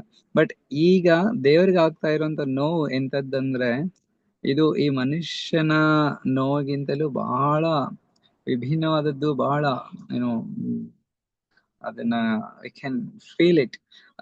ಅಷ್ಟು ದೇವ್ರಿಗೆ ನೋವಾಗತ್ತೆ. ಆ ಮನುಷ್ಯನನ್ನ ನಾನು ಸೃಷ್ಟಿ ಮಾಡಿದ್ದಷ್ಟೇ ಅಲ್ಲ, ಅವ್ರು ಬಂಧನದಲ್ಲಿದ್ದಾಗ ಅವ್ರನ್ನ ನಾನು ಇಷ್ಟು ಚೆನ್ನಾಗಿ ಅವ್ರನ್ನ ಪ್ರೊಟೆಕ್ಟ್ ಮಾಡಿ ಬಿಡ್ಸ್ಕೊಂಡ್ ಬಂದೆ, ಇಷ್ಟು ಚೆನ್ನಾಗಿ ನಡ್ಸ್ಕೊಂಡ್ ಹೋಗ್ತಾ ಇದ್ದೀನಿ, ಪ್ರಾಮಿಸ್ ಮಾಡಿದೀನಿ, ಪ್ರಾಮಿಸಿಗೆ ತಕ್ಕಂಗೆ ನಾನು ಅವ್ರನ್ನ ನಡ್ಸ್ಕೊಂಡ್ ಹೋಗ್ತಾ ಇದ್ದೀನಿ, ನಾನು ಅವ್ರನ್ನ ಕೈ ಬಿಟ್ಟಿಲ್ವಲ್ಲ. ಆದಾಗ್ಯೂ ಸಹಿತ ಈ ಜನ ಏನು ಇಷ್ಟು ಬೇಗ, ಇಷ್ಟು ಫಾಸ್ಟ್ ಆಗಿ ಅವ್ರು ಹಿಂಗೆ ನನ್ ಮೇಲೆ ವಿರುದ್ಧವಾಗಿ ತಿರುಗಿ ಬಿದ್ರಲ್ಲ ಅಂತ ಹೇಳಿದ್ರೆ ಅವ್ರಿಗೆ ಎಷ್ಟು ಬೇಸರಕ್ಕೆ ಅನ್ಸುತ್ತೆ. ಒಂದ್ ರೀತಿ ಅದೇ ಆ ಪದಾನ ಪಶ್ಚಾತ್ತಾಪ ಎಂಬುದಾಗಿ ಅಲ್ಲಿ ಬರ್ದಿರುವಂತದ್ದನ್ನ ನಾವು ನೋಡ್ತೀವಿ. ಹಾಗೆ ಯೋನನ ಪುಸ್ತಕದ 3ನೇ ಅಧ್ಯಾಯದ 10ನೇ ವಚನದಲ್ಲಿ ಆ ಸ್ಟೋರಿ ಕೂಡ ನಮ್ಗೆ ಗೊತ್ತಿದೆ. ಯೋನ ನಿನವೆಗೆ ಹೋಗಿ ಹೇಳ್ತಾನೆ, ದೇವರು ಬೆಂಕಿ ಮಳೆನ ಸುರಿಸಿ ನಿಮ್ಮನ್ನ ನಾಶ ಮಾಡ್ತಾನೆ ಅಂತ. ಆದ್ರೆ ದೇವರು ಆ ಜನರು ಪಶ್ಚಾತ್ತಾಪ ಪಟ್ಟಿದ್ದನ್ನ ನೋಡಿ ಅಲ್ಲಿಯೂ ಸಹಿತ ಅವ್ರು ಮನ ಮರುಗಿ ಅವರು ದೇವ್ರ ಏನ್ ಮಾಡ್ತಾರೆ, ತಾನು ಮಾಡ್ಬೇಕು ಅಂತ ಅನ್ಕೊಂಡಿದ್ದಂತ ಕೇಡನ್ನ ಅವರು ಮನ ಮುರುಗಿ ಅವರು ಆ ಕೇಡನ್ನ ಮಾಡೋದಿಲ್ಲ. ಅವರು ಅವರನ್ನ ಕ್ಷಮಿಸ್ತಾರೆ. ದೇವರು ತನ್ನ ಮನಸ್ಸನ್ನ ಬದಲಾವಣೆ ಮಾಡ್ಕೊಳ್ತಾರೆ. ಅಂದ್ರೆ ದೇವ್ರಿಗೆ ಅವ್ರ ಮೇಲೆ ತುಂಬಾನೇ ಯಾಕಂದ್ರೆ ದೇವ್ರ ನ್ಯಾಯವಂತ ಅಲ್ವಾ. ಅವ್ರು ತಪ್ಪು ಮಾಡಿದ್ದಾರೆ ಅಂದ್ಮೇಲೆ ಅವ್ರಿಗೆ ಶಿಕ್ಷೆ ಕೊಡ್ಬೇಕಾಗಿರುವಂತದ್ದು ಅದು ಆ ಶಿಕ್ಷೆನಲ್ಲಿ ನ್ಯಾಯ ಇದೆ. ಇಟ್ಸ್ ನಾಟ್ ನಾವ್ ಅದನ್ನ ದೇವ್ರು ಶಿಕ್ಷಿಸ್ತಾನೆ ಅನ್ನೋದಕ್ಕಿಂತ ದೇವ್ರು ನ್ಯಾಯವನ್ನ ವಿಧಿಸ್ತಾನೆ ಅಂತ ನಾವ್ ಅರ್ಥ ಮಾಡ್ಕೊಂಡ್ರೆ ಇನ್ನೂ ಚೆನ್ನಾಗಿರುತ್ತೆ. ಸೊ ಅವ್ರು ಮಾಡಿದಂತ ತಪ್ಪಿಗೆ ಅವ್ರಿಗೆ ದೇವ್ರು ಪ್ರತಿಫಲವನ್ನ ಕೊಡ್ತಾ ಇದ್ದ. ಆದ್ರೆ ಅವ್ರ ಪಶ್ಚಾತ್ತಾಪ ಪಟ್ಟಾಗ ದೇವ್ರು ಅವ್ರನ್ನ ಬೆಂಕಿಯಿಂದ ಸಾಯಿಸ್ಬೇಕು ಅಥವಾ ಆ ಬೆಂಕಿ ಮಳೆಯನ್ನ ಕಳಿಸ್ಬೇಕು ಅಂತ ಅನ್ಕೊಂಡ್ರು. ಬಟ್ ಅವ್ರ ಪಶ್ಚಾತ್ತಾಪವನ್ನು ನೋಡಿ ಸ್ವಾಮಿ ಮನಮರುಗಿ ಅವ್ರನ್ನ ಕ್ಷಮಿಸಿದ್ರು. ಅವ್ರನ್ನ ಜೀವಂತವಾಗಿ ಇರೋದಕ್ಕೆ ಸ್ವಾಮಿ ಅವಕಾಶ ಮಾಡಿಕೊಟ್ರು. ಇದು 2 ಇನ್ಸಿಡೆಂಟ್. ಆದ್ರೆ ಅರಣ್ಯಕಾಂಡ 23:19 ಹಾಗೂ 1 ಸಮುವೇಲ 15:29 ಅಲ್ಲಿ ವಚನ ಹೇಳುತ್ತೆ, ದೇವರು ಮನುಷ್ಯನ ಹಾಗೆ ಪಶ್ಚಾತ್ತಾಪ ಪಡ್ತಾನ? ಆತನ ಪಶ್ಚಾತ್ತಾಪ ಪಡುವವನಲ್ಲ. ಯಾಕಂದ್ರೆ ಆತನು ಪಶ್ಚಾತ್ತಾಪ ಪಡುವ ಮನುಷ್ಯನಲ್ಲ ಎಂಬುದಾಗಿ 1 ಸಮುವೇಲ 15:25 ಹೇಳುತ್ತೆ. ಹಾಗೂ ದೇವರು ಮನುಷ್ಯನಂತೆ 2 ಮಾತಿನವನಲ್ಲ, ಮಾನವನಂತೆ ಮನಸ್ಸನ್ನ ಬೇರೆ ಮಾಡಿಕೊಳ್ಳುವವನಲ್ಲ. ತಾನು ಹೇಳಿದ ಮೇರೆಗೆ ನಡೆಯೋದಿಲ್ಲವೋ, ಮಾತು ಕೊಟ್ಟ ನಂತರ ನೆರವೇರಿಸೋದಿಲ್ಲವೋ ಎಂದು ದೇವರು ಹೇಳ್ತಾನೆ ಎಂಬುದಾಗಿ ಇಲ್ಲಿ ವಚನಗಳು ನಮಗೆ ಹೇಳ್ತಾ ಇದೆ. ಸೊ ಹಾಗಿರುವಾಗ ಅಲ್ಲಿ ಯೋನಾ ಸ್ಟೋರಿ ಮತ್ತೆ ಮೋಸಸ್ ಸ್ಟೋರಿ ಅಂದ್ರೆ ಇಸ್ರಾಯೇಲ್ ಸ್ಟೋರಿ ಬಂದಾಗ ದೇವರಲ್ಲಿ ಮನ ಮರಗ್ತಾನೆ. ಬಟ್ ಈ ವಚನ ಹೇಳುತ್ತೆ ದೇವ್ರ ಮನ ಮರಗೋದಿಲ್ಲ ಅಂತ ಹೇಳುತ್ತೆ. ಸೊ ಇದರ ರಿಯಾಲಿಟಿ ಏನು, ಇದರ ನಿಜವಾದ ಅರ್ಥ ಏನು ಅನ್ನೋದನ್ನ ನಾವು ಅರ್ಥ ಮಾಡ್ಕೋಬೇಕಾದ್ರೆ ಈ ವಿಚಾರವಾಗಿ ಸಿಸ್ಟರ್ ವೈಟ್ ಅವರು ಪೆಟ್ರಿಯಾಕ್ಸ್ ಅಂಡ್ ಪ್ರಾಫಿಟ್ಸ್ ಅನ್ನುವಂತ ಪುಸ್ತಕದಲ್ಲಿ ಇನ್ನೊಂದು ಇನ್ಸಿಡೆಂಟ್, ಆ ಇನ್ಸಿಡೆಂಟ್ ಯಾವುದು ಅಂದ್ರೆ ನೋಹ ಕಾಲದ ಇನ್ಸಿಡೆಂಟ್. ನೋಹ ಕಾಲದಲ್ಲೂ ಸಹಿತ ಜನರು ದೇವರಿಗೆ ವಿರುದ್ಧವಾಗಿ ಪಾಪ ಮಾಡಿದಾಗ ದೇವರು ಅವರನ್ನ ಉಂಟು ಮಾಡಿದ್ದಕ್ಕೆ ಪಶ್ಚಾತ್ತಾಪ ಪಟ್ನು ಅಂತ ಹೇಳಿ ಆದಿಕಾಂಡ 6ನೇ ಅಧ್ಯಾಯದಲ್ಲಿ ನಾವು ಓದ್ತೇವೆ. ಆದಿಕಾಂಡ 6:6 ಆ ವಚನವನ್ನ ನಾವು ಓದ್ತೇವೆ. ಸೊ ಅಂದ್ರೆ ಅದ್ರ ಅರ್ಥ ಏನು, ದೇವ್ರು ಪಶ್ಚಾತ್ತಾಪ ಪಟ್ಟ ಅನ್ನೋದ್ರ ಅರ್ಥ ಏನಪ್ಪಾ ಅಂತ ಹೇಳಿದ್ರೆ, ದೇವ್ರ ಪ್ರೀತಿ ಸ್ವರೂಪ, ಆತನ ಪ್ರೀತಿ ಎಷ್ಟು ದೊಡ್ಡದು, ಎಷ್ಟು ಅಪಾರವಾದದ್ದು, ಎಷ್ಟು ಅಪರಿಮಿತವಾದದ್ದು ಅಂದ್ರೆ ಆ ದುಷ್ಟರನ್ನು ಸಾಯಿಸೋದಕ್ಕೆ ಆತನಿಗೆ ಮನಸ್ಸಿಲ್ಲ. ಆ ದುಷ್ಟರಿಗೆ ಅವರು ಮರಣವನ್ನು ಆಯ್ಕೆ ಮಾಡಿಕೊಂಡಿದ್ದಾರೆ. ಅವರಾಗಿ ಅವರೇ ಮರಣವನ್ನು ಆಯ್ಕೆ ಮಾಡ್ಕೊಂಡಿದ್ದಾರೆ. ಅವರಾಗಿ ಅವ್ರ ಮರಣವನ್ನು ಆಯ್ಕೆ ಮಾಡಿಕೊಂಡಾಗ್ಯೂ ಆ ಮರಣವನ್ನು ಸಹಿತ ಸ್ವಾಮಿ ಅವ್ರಿಗೆ ಕೊಡೋದಕ್ಕೆ ಇಷ್ಟ ಇಲ್ಲ ದೇವ್ರಿಗೆ.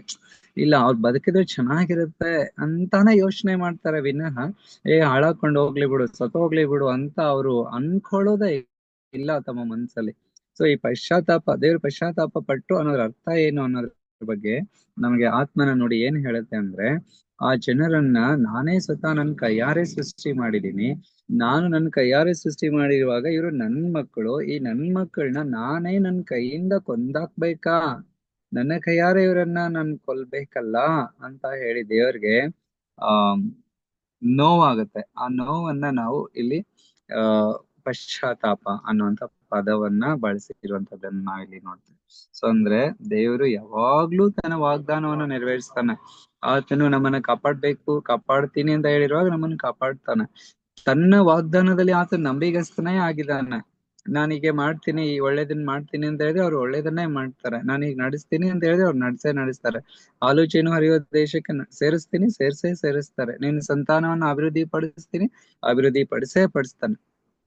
ಅವ್ರ ಪ್ರಾಮಿಸಸ್ ಯಾವ್ದೂ ಸಹಿತ ಎಲ್ಲೂ ಅದೇನಾಗೋದಿಲ್ಲ, ಅದು ವ್ಯರ್ಥವಾಗಿ ಹೋಗೋದಿಲ್ಲ. ಯಾಕಂದ್ರೆ ಬೈಬಲ್ ಹೇಳುತ್ತೆ, ಆಕಾಶದಿಂದ ಮಳೆ ಬಿದ್ದು ಭೂಮಿಗೆ ಅದು ಉಣ್ಣುವವನಿಗೆ ಅನ್ನವನ್ನು, ಬಿತ್ತುವವನಿಗೆ ಬೀಜವನ್ನ ಕೊಡದೆ ಹೇಗೆ ವ್ಯರ್ಥವಾಗಿ ಹಿಂದಿರುಗೋದಿಲ್ವೋ, ಹಾಗೆ ದೇವರ ಬಾಯಿಂದ ಹೊರಟಂತ ಮಾತುಗಳು ಅದು ಎಂದಿಗೂ ಸಹ ವ್ಯರ್ಥವಾಗಿ ಹಿಂತಿರುಗೋದಿಲ್ಲ. ಅಂದ್ರೆ ಆತನ ಮಾತು ಅದು ಕೆಲಸ ಮಾಡುತ್ತೆ. ಆ ಮಾತಲ್ಲಿ ಶಕ್ತಿ ಇದೆ, ಆ ಮಾತಲ್ಲಿ ಬಲ ಇದೆ. ಆ ಮಾತು ಅದು ಕ್ರಿಯೆಯನ್ನ ಮಾಡುತ್ತೆ. ಅದು ವ್ಯರ್ಥವಾದಂತ ಮಾತಲ್ಲ, ಅದು ಕೆಲಸ ಮಾಡುವಂತ ಮಾತು, ಅದು ಪ್ರಯೋಜನಕರವಾದಂತ ಮಾತು.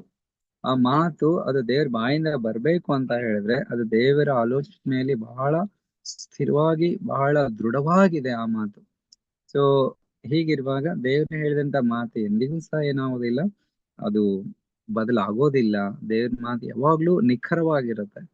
ಸೊ ಪಶ್ಚಾತ್ತಾಪ ಪಟ್ಟನು ಅನ್ನೋದ್ರ ಅರ್ಥ ಏನಪ್ಪಾ ಅಂತ ಹೇಳಿದ್ರೆ, ಮನುಷ್ಯ ತಪ್ಪು ಮಾಡಿದಾಗ್ಯೂ ಪಾಪ ಮಾಡಿದಾಗ್ಯೂ ಆತನು ಮಾಡಿದಂತ ತಪ್ಪಿಗೆ ಆತನಿಗೆ ಶಿಕ್ಷೆ ಕೊಡೋದಕ್ಕೂ ಸಹಿತ ದೇವ್ರಿಗೆ ಮನ್ಸಿಲ್ದೆ ಆತನ ಸಂಕಟ ಪಡ್ತಾನೆ.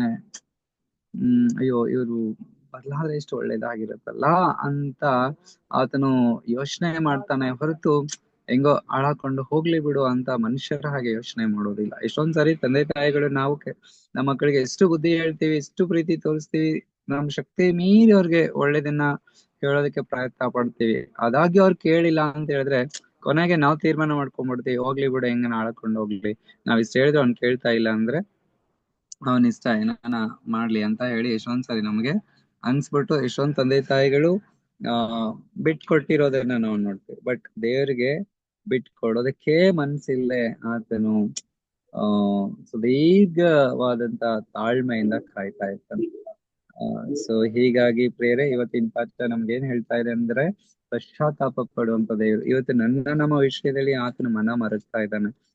ನಮ್ಮ ವಿಷಯದಲ್ಲಿ ಆತನು ಈಗ ಇನ್ನೆಲ್ಲ ನಾಳೆ ನನ್ ಮಗ ನನ್ ಬಳಿಗ್ ಬರ್ತಾನೆ, ಇನ್ನೊಂದ್ ಸ್ವಲ್ಪ ಹೊತ್ತಲ್ಲಿ ನನ್ ಕಡೆ ತಿರ್ಕೋತಾನೆ, ನನ್ ಮಗಳು ನನ್ ಕಡೆ ತಿರ್ಕೋತಾಳೆ, ನನ್ ಮಾತ್ ಕೇಳ್ತಾರೆ, ನನ್ ಬಳಿಗ್ ಬರ್ತಾರೆ, ನನ್ನ ಮತ್ತೆ ಅಪ್ಪ ಅಂತ ಕರೀತಾರೆ, ನಾನ್ ಬೇಗ ಹೋಗಿ ಅವ್ರಿಗೆ ಸಹಾಯ ಮಾಡ್ಬೇಕು, ನಾನು ಅವ್ರನ್ನ ಪ್ರೊಟೆಕ್ಟ್ ಮಾಡ್ಬೇಕು, ಅವ್ರನ್ನ ರಕ್ಷಿಸ್ಬೇಕು ಅಂತ each and every second every moment ದೇವರು ನಮ್ಮ ಬಗ್ಗೆ ಒಳ್ಳೇದನ್ನೇ ಹಿತವನ್ನೇ ಅವ್ರು ಯೋಚನೆ ಮಾಡ್ತಾ ಇರ್ತಾರೆ ಹೊರತು ಅವರು ನಮ್ಮ ಬಗ್ಗೆ ಯಾವತ್ತೂ ತನ್ನ ಮನಸ್ಸಲ್ಲಿ ಅವರು ಕೆಟ್ಟದಾಗಿ ನಾಶವಾಗ್ಲಿ ಎಂಬುದಾಗಿ ಅವ್ರು ಯೋಚನೆ ಮಾಡೋದೇ ಇಲ್ಲ ಅನ್ನುವಂತಹ ಅಂಶವನ್ನ ಇವತ್ತು ನಾವು ಅರ್ಥ ಮಾಡ್ಕೋಬಹುದು ಪ್ರೇರೆ. ಸೊ ಹೀಗಾಗಿ ಈ 2 ವಚನ ಒಂದಕ್ಕೊಂದು ತದ್ವಿರುದ್ಧವಾಗಿದೆ, ಆದಾಗ್ಯೂ ಆ 2 ವಚನದ ನಿಜವಾದ ಮೀನಿಂಗ್ ಏನಪ್ಪಾ ಅಂತ ಹೇಳಿದ್ರೆ, ದೇವರು ನಮ್ಮ ವಿಷಯದಲ್ಲಿ ಪಶ್ಚಾತ್ತಾಪ ಪಡ್ತಾನೆ ಅಂದ್ರೆ ಆತನಿಗೆ ನಮ್ಮನ್ನ ನಾಶಪಡಿಸೋದಕ್ಕೆ, ನಮ್ಮನ್ನ ಏನು ನರಕಕ್ಕೆ ಅಥವಾ ನಿತ್ಯ ನಾಶನಕ್ಕೆ ನಮ್ಮನ್ನ ದೂಡೋದಕ್ಕೆ ಇಷ್ಟ ಇಲ್ಲ. ಆದುದರಿಂದ ಆತ ನಮ್ಮ ವಿಷಯದಲ್ಲಿ ಮನ ಮರೆತಾನೆ, ನಾವು ಅದನ್ ಕಡೆ ತಿರುಕೋಬೇಕು ಅಂತ ಬಯಸ್ತಾನೆ ಅನ್ನುವಂಥದ್ದನ್ನ ನಾವು ಈ ಮುಖಾಂತರವಾಗಿ ಅರ್ಥ ಮಾಡ್ಕೋಬಹುದು. ಸೊ ದೈವಿಕ ಮನ ಮರುಗುವಿಕೆ ಎಂಬ ಸತ್ವೇದದ ಮಾತಿನ ಪ್ರಾಮುಖ್ಯತೆ ಏನು ಅನ್ನೋದು ಇವಾಗ ನಮಗೆ ಗೊತ್ತಾಯ್ತು ಅಂತ ನಾನು ಅನಿಸ್ತೇನೆ. ಸೊ ದೇವರ ಗುಣವು ಎಂದೆಂದಿಗೂ ದೃಢವಾಗಿರುತ್ತದೆ ಅನ್ನುವಂತ ವಿಷಯ ನಮಗೆ ನಿಜವಾಗ್ಲೂ ಭರವಸೆಯನ್ನ ನಿರೀಕ್ಷೆಯನ್ನ ಉಂಟು ಮಾಡುತ್ತೆ. ಈ ತ್ರೈಮಾಸಿಕ ಪಾಠ ನಮ್ಗೆ ದೇವರು ಪ್ರೀತಿ ಸ್ವರೂಪ, ದೇವರು ನ್ಯಾಯವಂತ ಅಂತ ಹೇಳಿ ನಾವು ಏನು ಪ್ರೀತಿ ಎಷ್ಟೊಂದ್ಸರಿ ನಾವು ಪ್ರೀತಿ ಅಂತ ಹೇಳ್ಕೊಂಡು ದೇವ್ರ ಪ್ರೀತಿ ಬಗ್ಗೆ ಮಾತ್ರ ಯೋಚನೆ ಮಾಡಿ ಆತ ನ್ಯಾಯವಂತ ಅನ್ನೋದನ್ನು ಸಹ ಮರ್ತು ನಮ್ಮದೇ ಆದಂತಹ ಮಾರ್ಗದರ್ಶನ, ನಮ್ಮದೇ ಆದಂತಹ ಸ್ವನೀತಿ, ಸ್ವ ಆಲೋಚನೆ, ಸ್ವಂತದ್ರಲ್ಲಿ ನಾವು ದಿನಗಳನ್ನ ಕಳೀತಾ ಇರ್ತೀವಿ. ಬಟ್ ಅದು ಹಾಗಲ್ಲ. ದೇವ್ರ ಪ್ರೀತಿ ಸ್ವರೂಪ, ಆತನ ನ್ಯಾಯವಂತ, ಆತನ ನ್ಯಾಯದಲ್ಲಿ ಪ್ರೀತಿ ಇದೆ, ಪ್ರೀತಿಯಲ್ಲಿ ನ್ಯಾಯ ಇದೆ. ಈ ಎರಡೂ ಸಹ ಒಂದೇ ಅನ್ನುವಂತ ಬಹಳ ಪ್ರಮುಖವಾದಂತ ವಿಚಾರವನ್ನ ನಾವು ಕಲಿತಾ ಇದ್ದೇವೆ. ಸೊ ದೇವರು ತಾನೇ ಆತನು ತನ್ನ ಪ್ರೀತಿಯಲ್ಲಿ ದೃಢವಾಗಿದ್ದಾನೆ, ನ್ಯಾಯವಂತನಾಗಿದ್ದಾನೆ, ಆತನ ಎಂದಿಗೂ ಬದಲಾಗುವಂತ ದೇವರು ಅಲ್ಲ, ಆತ ಬದಲಾಗದ ದೇವರು ಅನ್ನೋದನ್ನು ನಾವು ಇನ್ನೂ ಸಹ ಈ ವಾಕ್ಯದ ಮುಖಾಂತರವಾಗಿ ಅರ್ಥ ಮಾಡ್ಕೊಳ್ಬಹುದು ಪ್ರೇರೆ. ಸೊ ಹೀಗಿರೋದ್ರಿಂದ ನಾಳೆ ದಿವಸ ಪ್ರೀತಿ ಹಾಗೂ ನ್ಯಾಯವನ್ನ ದೃಢವಾಗಿ ಅನುಸರಿಸ್ರಿ. ಇವತ್ತು ದೇವರಿಗೆಲ್ಲ ಮಾಡ್ತಾನೆ ಅಂದ್ಮೇಲೆ ನಾನು ನೀವು ಏನ್ ಮಾಡ್ಬೇಕಾಗಿದೆ? ಬರೀ ಕೇಳಿದ್ರೆ ಸಾಕಾ? What is our responsibility? ನನ್ ಕೆಲ್ಸ ಏನು? ನಾನೇನ್ ಮಾಡ್ಲಿ? ಇದನ್ನೆಲ್ಲ ಕೇಳಿ ತಿಳ್ಕೊಂಡು ನಾನೇನ್ ಮಾಡ್ಬೇಕು ಮುಂದೆ ಅನ್ನುವಂತ ವಿಚಾರವನ್ನ ನಾವು ನಾಳೆ ದಿವಸ ಕಲ್ತ್ಕೊಳ್ಳೋಣ. ಅಲ್ಲಿವರೆಗೂ ದೇವ್ರ ನಿಮ್ಮ ಸಂಗಡ ಇರ್ಲಿ. ಈ ಅವಕಾಶ ಕೊಟ್ಟಂತ ಬೋಧಕರಿಗೆ ನಾನು ವಂದನೆ ಸಲ್ಲಿಸ್ತೇನೆ. ಹಾಗೂ ನನ್ನನ್ನ ನೀವು ಸಹಿಸ್ಕೊಂಡಿದ್ದಕ್ಕಾಗಿ, ಡಿಸ್ಟರ್ಬೆನ್ಸ್ ಇದ್ರು ನೀವು ಈ ಆನ್ಲೈನ್ ಮುಖಾಂತರವಾಗಿ ವಾಕ್ಯವನ್ನ ಪ್ರೀತಿಯಿಂದ ಆಲಿಸಿದ್ದಕ್ಕಾಗಿ ನಾನು ನಿಮ್ಮೆಲ್ಲರಿಗೂ ಧನ್ಯವಾದಗಳನ್ನ ಸಲ್ಲಿಸ್ತೇನೆ. ದೇವ್ರು ನಿಮ್ಮ ಸಂಗಡ ಇರ್ಲಿ. ಶುಭರಾತ್ರಿ. ಆಮೆನ್. ಈ ದಿನದ ಪಾಠವನ್ನ ಅತ್ಯುತ್ತಮವಾಗಿ ವಿವರಿಸಿ ತಿಳಿಸಿಕೊಟ್ಟಂತ ಬೋಧಕರಾದಂತ ಸುರೇಶ್ ಅವರಿಗೆ ನಾನು ವಂದನೆಗಳನ್ನ ಸಲ್ಲಿಸ್ತೇನೆ. ಈ ದಿನದ ಪಾಠ ಪಶ್ಚಾತ್ತಾಪ ಪಡುವ ದೇವರು. ಇದರ ವಿಷಯದಲ್ಲಿ ಪ್ರಶ್ನೆಗಳಿದ್ದರೆ ಅಥವಾ ತಿಳ್ಕೊಳ್ಳುವಂತ ಕೆಲವೊಂದು ವಿಷಯಗಳು ಏನಾದರೂ ನಿಮಗೆ ಬಯಸಿದರೆ ನಿಮ್ಮ ಪ್ರಶ್ನೆಗಳನ್ನ ಈ ಸಮಯದಲ್ಲಿ ಕೇಳಬಹುದು ಮತ್ತು ಗೊತ್ತಿರುವಂತವರು ಪ್ರಶ್ನೆಗಳಿಗೆ ಉತ್ತರವನ್ನು ಸಹ ನೀಡಬಹುದು. ಇದು ಚರ್ಚಾ ಸಮಯ. ಸ್ವಲ್ಪ ಹೊತ್ತು ಈ ವಿಷಯದಲ್ಲಿ ಏನಾದರೂ ಗೊಂದಲಗಳಿದ್ರೆ ಈ ಸಮಯದಲ್ಲಿ ಪರಿಹರಿಸಿಕೊಳ್ಳೋಣ. ಏನಾದ್ರೂ ಪ್ರಶ್ನೆಗಳಿದ್ರೆ ಕೇಳಬೇಕು ಎಂದಾಗಿ ಕೇಳ್ತಾರೆ. ವಂದನೆಗಳು ಸರ್, ವಂದನೆಗಳು. ಉತ್ತಮವಾದ ಪಾಠಕ್ಕಾಗಿ ಸುರೇಶ್ ಅವರ ವಂದಿಸ್ತೇನೆ. ಇಲ್ಲಿ ಒಂದು ಪ್ರಶ್ನೆ ಬರುತ್ತೆ. 1ನೇ ಸಮುವೇಲ 15ನೇ ಅಧ್ಯಾಯ 29ನೇ ವಚನ ನೋಡುವಾಗ ಇಲ್ಲಿ ಇಸ್ರಾಯೇಲ್ ದೇವರು ಸುಳ್ಳಾಡುವವನಲ್ಲ, ಪಶ್ಚಾತ್ತಾಪ ಪಡುವವನಲ್ಲ ಎಂದು ಹೇಳಿದನು. ಇಲ್ಲಿ ಪಶ್ಚಾತ್ತಾಪ ಪಡೋದಿಲ್ಲ ಇಸ್ರಾಯೇಲ್ ದೇವರು ಅಂತ ಹೇಳ್ತಾನೆ. ಅದೇ ರೀತಿ ಆದಿಕಾಂಡ 6ನೇ ಅಧ್ಯಾಯ 7ನೇ ವಚನಕ್ಕೆ ಬರುವಾಗ ಇಲ್ಲಿ ನಾವು ನೋಡುವಾಗ, ನಾನು ಸೃಷ್ಟಿಸಿದ ಮನುಷ್ಯನ ಜಾತಿಯನ್ನು ಭೂಮಿಯ ಮೇಲಿಂದ ಅಳಿಸಿ ಬಿಡುವೆನು, ಅದನ್ನು ಉಂಟು ಮಾಡಿದ್ದಕ್ಕೆ ನನ್ನಲ್ಲಿ ಪಶ್ಚಾತ್ತಾಪ ಹುಟ್ಟಿತು. ಮನುಷ್ಯರೊಂದಿಗೆ ಸಕಲ ಮೃಗ ಕ್ರಿಮಿಗಳು ಅಳಿಸಿ ಬಿಡುವೆನು ಅಂದನು. ಈಗ ನೋವನ ಒಬ್ಬ ಮಾತ್ರ ಉಳ್ಕೊತಾನೆ, ಅವನೊಬ್ಬ ದಯೆಗೆ ಪಾತ್ರನಾಗ್ತಾನೆ, ಮಿಕ್ಕದ್ರೆಲ್ಲ ಅಳಿಸ್ತಾನಲ್ಲ. ಹಾಗಿದ್ಮೇಲೆ ಈತನ ಬೇರೆಯವ್ರ ಮೇಲೆ ಯಾಕೆ ಮನ ಮರಲಿಲ್ಲ? ಅಲ್ಲಿದ್ದಂತ ಎಲ್ರನ್ನೂ ಅಳಿಸ್ಬಿಟ್ಟ. ಅಲ್ಲಿ ಯಾರು ಈ ಒಂದು ಯಾರೋ ಹಿಂದೆ ಇದ್ದಂತ ಬಂದಂತ ಈ ಕಾಲೇಬನ ಅಲ್ಲೆಲ್ಲ ಫುಲ್ ಇವನ ಸಂತಾನ ಏನಿದೆ, ಕಾಯನ್ನ ಸಂತಾನ, ಅದೆಲ್ಲವೂ ಸಹ ಪಾಪದಲ್ಲಿ ಬಿದ್ದೋಗಿತ್ತು. ಇವನು ಕೆಲವರು ಅದೇ ರೀತಿ ಬಿದ್ದೋಗಿ. ಈ ಸಂದರ್ಭದಲ್ಲಿ ನೋವನ ಕುಟುಂಬ 8 ಜನ ಮಾತ್ರ ಉಳಿಸ್ಬಿಟ್ಟು ಮಿಕ್ಕದೆಲ್ಲ ನಾಶ ಮಾಡ್ತಾನೆ. ಯಾಕೆ ಅವ್ರ ಮೇಲೆ ಮನೆ ಮರಲಿಲ್ಲ? ಈಗ ಮನೆ ಮರುಗುವ ದೇವರು ಅಂತ ಪಾಡ್ತದ ನೋಡ್ತೀವಿ ಒಂದ್ ಕಡೆ. ಈಗ ಒಂದ್ ಕಡೆ ನಾವು ಪಶ್ಚಾತ್ತಾಪ ಪಡುವ ಅಲ್ಲ ದೇವರು ಅಂತ ಹೇಳ್ತೀವಿ. ಇಲ್ಲಿ ಆತನು ಪಶ್ಚಾತ್ತಾಪ ಪಟ್ಟನು, ನೊಂದ್ಕೊಂಡ್ನು, ಅಳಿಸ್ಬಿಡ್ತೀನಿ ಅಂತ. ಅದ್ರ ಜೊತೆಗೆ ಮನುಷ್ಯರಿಗೆ ಕ್ರಿಮಿ ಕೀಟ ಪಕ್ಷಿಗಳನ್ನು ಅಳಿಸ್ತೀನಿ ಅಂತ ಹೇಳಿ ಆತನ ಅಳಿಸೋದನ್ನ ನೋಡುವಾಗ ಇಲ್ಲಿ ದೇವರದ್ರ ಮೇಲೆ ಕೋಪಗೊಂಡನು. ಜೊತೆಗೆ ನೋವನ ಸಂತಾನ ದಯೆಗೆ ಪಾತ್ರವಾಯಿತು. ಇದೊಂದು ಕುಟುಂಬ ಪಟ್ಟು ಮಿಕ್ತರೆಲ್ಲ ನಾಶ ಮಾಡ್ತಾನಲ್ಲ, ಇದು ಹೇಗೆ ಮನ ಬರಲಿಲ್ಲ ಅವ್ರ ಮೇಲೆ? ಯಾಕೆ ಮನ ಬರಲಿಲ್ಲ? ಯಾಕೆ ಸನ್ನಿವೇಶ ಆ ರೀತಿ ನಡೀತು ಅಂತ ಪ್ರಶ್ನೆ. ಅನೇಕ ಬೈಬಲ್ ಸ್ಟೂಡೆಂಟ್ಸ್ ನಮ್ಮಲ್ಲಿ ಇದ್ದಾರೆ. ಏನಾದ್ರೂ ನಿಮಗೆ ಈ ವಿಷಯದಲ್ಲಿ ತಿಳಿಸಲು ಆದರೆ ದಯಮಾಡಿ ಈ ಪ್ರಶ್ನೆಗೆ ಉತ್ತರಿಸಬಹುದು. ಯಾಕೆ ದೇವರು ನೋಹನನ ಕುಟುಂಬಕ್ಕೆ ಮಾತ್ರ ಮನ ಮರುಗಿದನು, ಉಳಿದಂತ ಆಗಿನ ಕಾಲದಲ್ಲಿದ್ದಂತ ಜನರಿಗಾಗಿ ಯಾಕೆ ಮನ ಮರುಗಲಿಲ್ಲ, ಅವರಿಗಾಗಿ ಯಾಕೆ ಪಶ್ಚಾತ್ತಾಪ ಪಡಲಿಲ್ಲ? ಇದು ಅವ್ರ ಪ್ರಶ್ನೆ.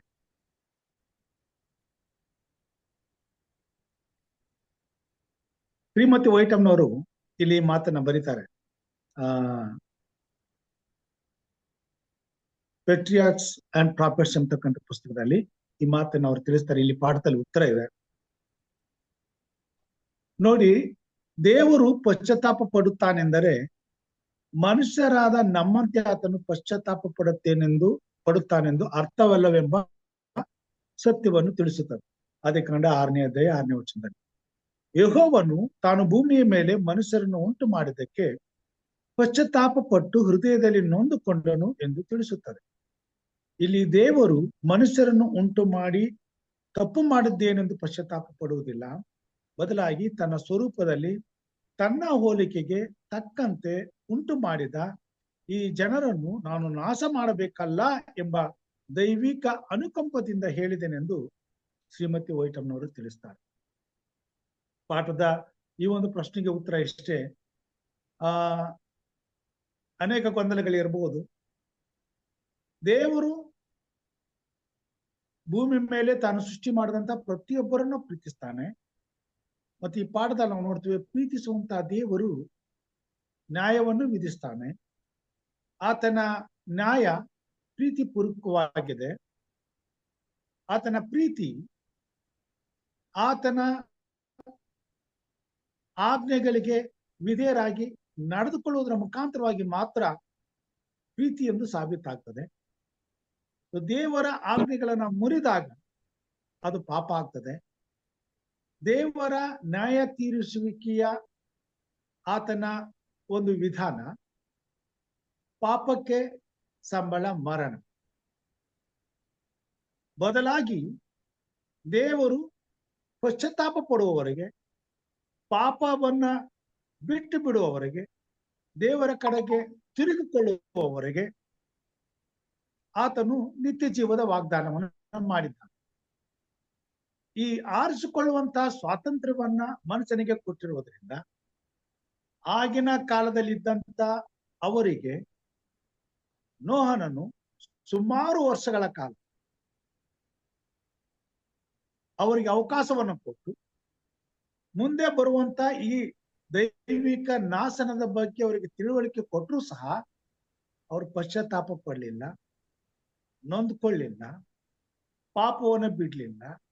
ದೇವರಿಗೆ ವಿರುದ್ಧವಾಗಿ ಇನ್ನಷ್ಟು ಪಾಪಗಳನ್ನ ಬಹಳ ನಿಶ್ಚಯವಾಗಿ, ಅಂದರೆ ನಾನ್ ಮಾಡ್ತೀನಿ, ನೀನೇನ್ ಮಾಡ್ಕೋತೀಯ ಮಾಡ್ಕೋ ಅನ್ನೋ ರೀತಿನಲ್ಲಿ ದೇವರಿಗೆ ವಿರೋಧತೆಯನ್ನು ತೋರಿಸಿ ಅತಿಯಾದ ಪಾಪಗಳನ್ನ ಮಾಡ್ತಾ ಬಂದದ್ರಿಂದ, ದೇವರು ನ್ಯಾಯ ಸ್ವರೂಪನಾದದ್ರಿಂದ, ನ್ಯಾಯ ವಿಧಿಸಲೇಬೇಕಾಗಿರೋದ್ರಿಂದ, ಅವರ ಪಾಪವನ್ನ ಅಂತ್ಯ ಮಾಡಲೇಬೇಕಾಗಿರೋದ್ರಿಂದ ದೇವರು ಅವರಿಗೆ ಪ್ರಳಯದಲ್ಲಿ ನಾಶ ಮಾಡಲೇಬೇಕಾಯಿತು. ದೇವರು ಪ್ರೀತಿ ಸ್ವರೂಪಿಯೂ ಹೌದು, ನ್ಯಾಯವಂತನೂ ಹೌದು. ಹಾಗಿರುವುದರಿಂದ ತಪ್ಪು ಮಾಡಿದವರಿಗೆ ನ್ಯಾಯ ವಿಧಿಸಲೇಬೇಕಾಗಿರೋದ್ರಿಂದ ಆ ಸಮಯದಲ್ಲಿ ನ್ಯಾಯ ವಿಧಿಸಬೇಕಾದಂತ ಸಮಯದಲ್ಲಿ ಅವರನ್ನ ನಾಶ ಮಾಡೋದಕ್ಕಾಗಿ ಆತನು ನೊಂದುಕೊಂಡನು. ಅದು ಅಲ್ಲಿ ಪಶ್ಚಾತ್ತಾಪದ ರೀತಿಯಲ್ಲಿ ಕಂಡು ಬಂತು. ಅಯ್ಯೋ, ನಾನು ಇವರನ್ನ ಉಂಟು ಮಾಡಿ ನಾಶ ಮಾಡ್ಬೇಕಾಯ್ತಲ್ಲ ಅಂತ ನೊಂದ್ಕೊಂಡ ಹೊರತು ಬೇರೆ ಇನ್ಯಾವುದೇ ಭಾವನೆಗಳಲ್ಲಿಲ್ಲ. ಆದರೆ ನೋಹನ ಮೇಲೆ ಯಾಕೆ ದಯೆ ತೋರ್ತರು? ಅವ್ರಿಗೆ ಯಾಕೆ ದಯೆ ಸಿಗ್ಲಿಲ್ಲ?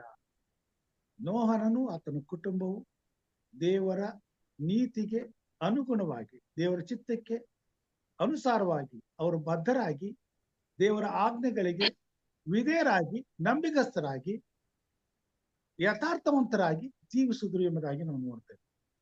ಸೊ ನೋಹನನು ದೇವರ ಪರಿಶುದ್ಧವಾದಂತ ನೀತಿಗೆ ಅನುಗುಣವಾಗಿ ಬದುಕುವುದರಿಂದ ಆತನು, ಆತನ ಕುಟುಂಬ ಮತ್ತು ಮಕ್ಕಳು ಸಹ ದೇವರ ನೀತಿಯನ್ನ ಅನುಸರಿಸಿ ನಡೆದದ್ದರಿಂದ ಅವರಿಗೆ ದಯೆ ತೋರಿತು, ಅವರಿಗೆ ರಕ್ಷಣೆ ಆಯಿತು, ಅವರಿಗೆ ಬಿಡುಗಡೆ ಆಯಿತು ಮತ್ತು ಅವ್ರು ನಾಶನ ಹೊಂದಲಿಲ್ಲ. ಒಂದು ವೇಳೆ ನೋಹನನ ಮಕ್ಕಳು ಸೊಸೆಯಿಂದ ಅಲ್ಲದೆ ಆ ಲೋಟನ ಜೊತೆಯಲ್ಲಿ ಆತನ ಮಕ್ಕಳಲ್ಲದೆ ಅವನು ಸೊಸೆಯರ ಅಳಿಯಂದನ ಗೊತ್ತು ಮಾಡಿದ್ನಲ್ಲ, ಹಾಗೆ ಅವರು ಕೂಡ ಒಂದ್ ವೇಳೆ ತಿರುಗಿಕೊಂಡಿದ್ರೆ, ದೇವರ ಕಡೆಗೆ ತಿರುಗಿಕೊಂಡಿದ್ರೆ, ದೇವರ ಮಾತಿಗೆ ವಿಧೇಯರಾಗಿದ್ರೆ, ದೇವರ ಚಿತ್ತವನ್ನು ಅಂಗೀಕಾರ ಮಾಡಿಕೊಂಡಿದ್ರೆ, ತಮ್ಮ ಪಾಪಗಳಿಗೆ ಪಶ್ಚಾತ್ತಾಪ ಕೊಟ್ಟಿದ್ರೆ, ದೇವರು ಅವ್ರಿಗೂ ಕೂಡ ದಯೆಯುಳ್ಳವನಾಗಿರ್ತಿದ್ನು, ಗಣಿಕರವುಳ್ಳವರಾಗಿರ್ತಿದ್ನು. ಅವ್ರಿಗೂ ಕೂಡ ಮನಮರುಗಿ ಅವರನ್ನ ನಾಶ ಮಾಡದೆ ಬಿಡ್ತಿದ್ನು. ಆದ್ರೆ ಇವರು ದೇವರಿಗೆ ಭಯಪಡದೆ ಮರಣಕ್ಕೆ ತಮ್ಮನ್ನ ತಾವೇ ತೀರ್ಪು ಮಾಡಿಕೊಳ್ಳುವ ಹಾಗೆ ನಡ್ಕೊಂಡದ್ರಿಂದ ಆ ನಾಶನವನ್ನ ಅನುಮತಿಸಿದನು, ಅವರು ನಾಶವಾಗಬೇಕಾಗಿ. ಆದ್ರೆ ನೀತಿವಂತನಾದಂತ ನೋಹನನ್ನು ಆತನ ಕುಟುಂಬ, ಆತನ ಮಕ್ಕಳು ಹಾಗೆ ಮಾಡಿಲ್ಲ. ಬದಲಾಗಿ ದೇವರ ಯೋಜನೆಗೆ, ದೇವರ ಚಿತ್ತಕ್ಕೆ ಪರಿಪೂರ್ಣವಾಗಿ ವಿಧೇಯರಾದ್ರು. ಅದರಿಂದ ನೋಹನ ಕುಟುಂಬ, ಒಂದೇ ಕುಟುಂಬ ರಕ್ಷಿಸಲ್ಪಡಲಿಕ್ಕೆ ಸಾಧ್ಯವಾಯಿತು. ಇಷ್ಟನ್ನ ನಾನು ಹೇಳ್ಬಾರ್ದು. ಇನ್ನೇನಾದ್ರೂ ಇದ್ರೆ ನಿಮ್ಮಲ್ಲಿ ಆಲೋಚನೆಗಳಿದ್ರೆ ನೀವು ನೀವು ಹೇಳಿದ್ದು ಕರೆಕ್ಟ್ ಸರ್.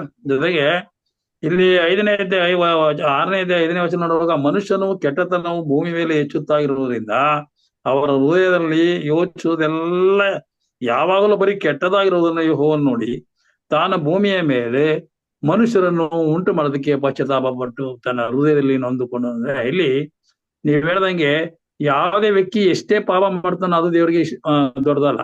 ಅವನು ಎಷ್ಟೇ ಕಠಿಣವಾದ ನಿಲುವೆ ಪಟ್ಟೋದ್ರೆ ಎಷ್ಟು ಮಟ್ಟಿಗೆ ಪಾಪ ಮಾಡಿದ್ರು ಅದು ಮುಖ್ಯವಲ್ಲ. ದೇವ್ರ ಕಡೆಗೆ ತಿರುಕೊಳ್ಳೋದೇ ಬಹಳ ಪ್ರಾಮುಖ್ಯ, ಸರೆಂಡರ್ ಆಗೋದು. ಅದೇ ರೀತಿ ಇವತ್ತು ನಾವುಗಳು ಕೂಡ ಈ ಕಾಲದಲ್ಲಿ ನಾವ್ ಎಷ್ಟೇ ಪಾಪಿಗಳು, ಇನ್ನೊಂದು ದೇವ್ರು ನಮ್ಗೆ ಕ್ಷಮಿಸಲ್ಲ ಅಂತ ರೀತಿಯಲ್ಲಿ ದೇವ್ರಿಂದ ದೂರ ಆಗೋರು ಬೇಕಾಷ್ಟು ಜನ ಇದ್ದಾರೆ.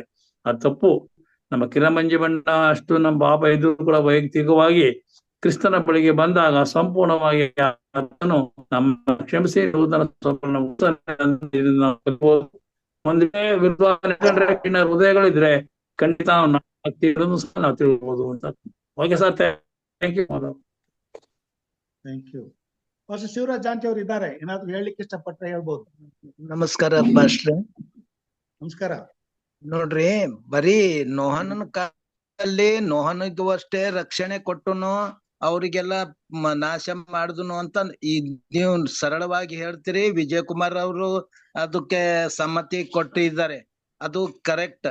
ದೇವದೂತರೇ ಪಾಪ ಮಾಡಿದ್ದಾರೆ, ಅವರಿಗೆ ಬಿಡಲಿಲ್ಲ ದೇವ್ರು. ಏನ್ ಅಂದ್ರೆ ಅವ್ರಿಗೆ ಆಗಿ ಅವ್ರಿಗೆ ಅವು ಆ ದೇವ್ರಿಗೆ ದೇವದೂತರಿಗೂ ಮತ್ತು ಸೊದೋಮ್ ಗೊಮೋರ ಪಟ್ಟಣ ಮತ್ತು ಜಲಪ್ರಳಯ ಇವು ಏನಾಗಿದೆವು ಅಂದ್ರೆ ನಮಗೆ ಒಂದು ನಿದರ್ಶನವಾಗಿದ್ದೇವೆ. ಈಗ ಅವ್ರಿಗೆ ಎಷ್ಟು ಸಮಯ ಕೊಟ್ಟಿದಾರೋ ಆ ಸಮಯ ಮೀರಿದವರಾಗಿದ್ದಾರೆ. ಪಶ್ಚಾತ್ತಾಪ ಪಡುವಂತ ಮಹತ್ವವಲ್ಲ, ವಿಧೇಯತೆ ತೋರಿಸ್ಬೇಕು. ಯಾಕೆಂದ್ರೆ ಇವ ಯಾವನು ಇಸ್ಕರಿಯತ್ತು ಪಶ್ಚಾತ್ತಾಪ ಪಟ್ಟಿದ್ರಲ್ಲ, ಅಂತ ಪಶ್ಚಾತ್ತಾಪ ಬೇಕಾಗಿಲ್ಲ ದೇವರಿಗೆ, ವಿಧೇಯತೆಯಿಂದ. ಯಾಕಂದ್ರೆ 1ನೇ ಪೇತ್ರ 3ನೇ ಅಧ್ಯಾಯದಲ್ಲಿ 20ನೇ ವಚನ, ನೀವು ಪಾಸ್ಟ್ರೆ ನೀವು ಹೇಳಿರ್ತಕ್ಕಂಥದ್ದು ಎಲ್ಲ ಸವಿಸ್ತಾರವಾಗಿದೆ ಏನ್ರಿ. ಮತ್ತು 2ನೇ ಪೇತ್ರ 2ನೇ ಅಧ್ಯಾಯ 4ನೇ ವಚನದಾಗೆ ದೇವದೂತರು ಪಾಪ ಮಾಡಿದರೆ ಅವರಿಗೂ ಬಿಡಲಿಲ್ಲ, ಅವರಿಗೆ ಸಮಯ ಕೊಟ್ಟಿದ್ದೀನು, ಅವರಿಗೂ ಸಮಯ ಕೊಟ್ಟಿದ್ದನು, ಜಲಪ್ರಳಯದಲ್ಲಿ ಸಮಯ ಕೊಟ್ಟಿದ್ದನು, ಸೊದೋಮ್ ಗೊಮೋರದಲ್ಲಿ ಸಮಯ ಕೊಟ್ಟಿದ್ದನು. ಅದೇ ರೀತಿ ಅವರಿಗೆ ಸಮಯವನ್ನು ಮೀರಿದರೆ ಅವರಿಗೆ ಶಿಕ್ಷೆವಾಗ್ತು. ಅದು ನಮಗೆ ನಿದರ್ಶನವಾಗಿದ್ದು ನಮಗೆ ಸಮಯ ಕೊಟ್ಟಿದ್ದಾನೆ ಈಗ ದೇವರು. ನಾವು ಪಶ್ಚಾತ್ತಾಪ ಪಟ್ಟು ಮತ್ತೆ ಅದೇ ಮಾಡುದಂತ ಅಲ್ಲ, ನಾವು ಪಶ್ಚಾತ್ತಾಪ ಪಟ್ಟು ನಮ್ಮ ಪಾಪಗಳನ್ನು ದೇವರಿಗೆ ಅರಿಕೆ ಮಾಡಿದ್ರೆ, ನಾವು ವಿಧೇಯತೆಯಾಗಿ ನಡ್ಕೊಂಡ್ರೆ ಮಾತ್ರ ನೋಹನ ಯಾವ ರೀತಿ ದೇವರ ದೃಷ್ಟಿಯಲ್ಲಿ ನೀತಿವಂತನಾಗಿದ್ದನೋ ಹಾಗೆ ನಮ್ಮದು ನಡವಳಿಕೆ ಕೂಡ ಅವನಿಗೆ ನೀತಿವಂತನಾಗಿರ್ತದೆ. ಅವ್ರಿಗೆ ಯಾವ ಶಿಕ್ಷೆ ಆಗಲೋ ನಮಗೆ ಶಿಕ್ಷೆ ಆಗೋದಿಲ್ಲವೆಂಬುದಾಗಿ ಈ ದೇವರು ಪಶ್ಚಾತ್ತಾಪ ಪಟ್ಟರು. ಅಂದರೆ ನೀವು ಹೇಳಿದರ ಪ್ರಕಾರವಾಗಿ ನಾವು ಮನ ಮರತಕ್ಕಂಥದ್ದಲ್ಲ, ಅದು ಪಶ್ಚಾತ್ತಾಪದಲ್ಲಿ ಅರ್ಥವಾಗಿದೆ. ನಾನೇ ನನ್ನ ಸ್ವರೂಪದಲ್ಲೇ ಉಂಟು ಮಾಡಿರ್ತಕ್ಕಂಥ ಮನುಷ್ಯರನ್ನ ಲುಸಿಫರ್ಗೆ ತಿರುಗಿಕೊಳ್ಬೇಕೆಂದ ಮಾದರಿಯಾಗಿ ನಾನು ಉಂಟು ಮಾಡಿದ್ದೇನೆ. ನಂದು ಎಲ್ಲ ಫೇಲ್ ಮಾಡಿದ್ರಲ್ಲ, ಇವರು ನರಕದ ಯಾತನೆಯಲ್ಲಿ ಪಡಬಾರ್ದಾಗಿತ್ತಲ್ಲ ಅಂತ ಪಶ್ಚಾತ್ತಾಪ ಪಟ್ಟಿದ್ದಾನೆ. ನಮಗೂ ಕೂಡ ದೇವರು ಈ ರೀತಿ ಪಶ್ಚಾತ್ತಾಪ ಪಡ್ತಾನೆ. ನಾವು ನಾವು ನಾವು ಪಶ್ಚಾತ್ತಾಪ ಪಡುವುದಕ್ಕಿಂತ ದೇವರ ಪಶ್ಚಾತ್ತಾಪ ಪಡುವುದು ವಿಭಿನ್ನವಾಗಿದೆ. ಆದ್ರೆ ಅದು ಯಾಕೆ ಇವತ್ತಿನ ಪಾಠ ದೇವರು ಪಶ್ಚಾತ್ತಾಪ ಪಡೋದಿಲ್ಲ ಎಂಬುದರೆ ಅದು ನಮ್ಮ ಹಾಗೆ ಪಶ್ಚಾತ್ತಾಪ ಪಡುವುದಿಲ್ಲ ಎಂಬುದಾಗಿ ಅರ್ಥವಾಗ್ತದೆ. ಥ್ಯಾಂಕ್ ಯು ಬದುಕ್ರೆ, ಒಳ್ಳೆಯ ವಿವರಣೆ.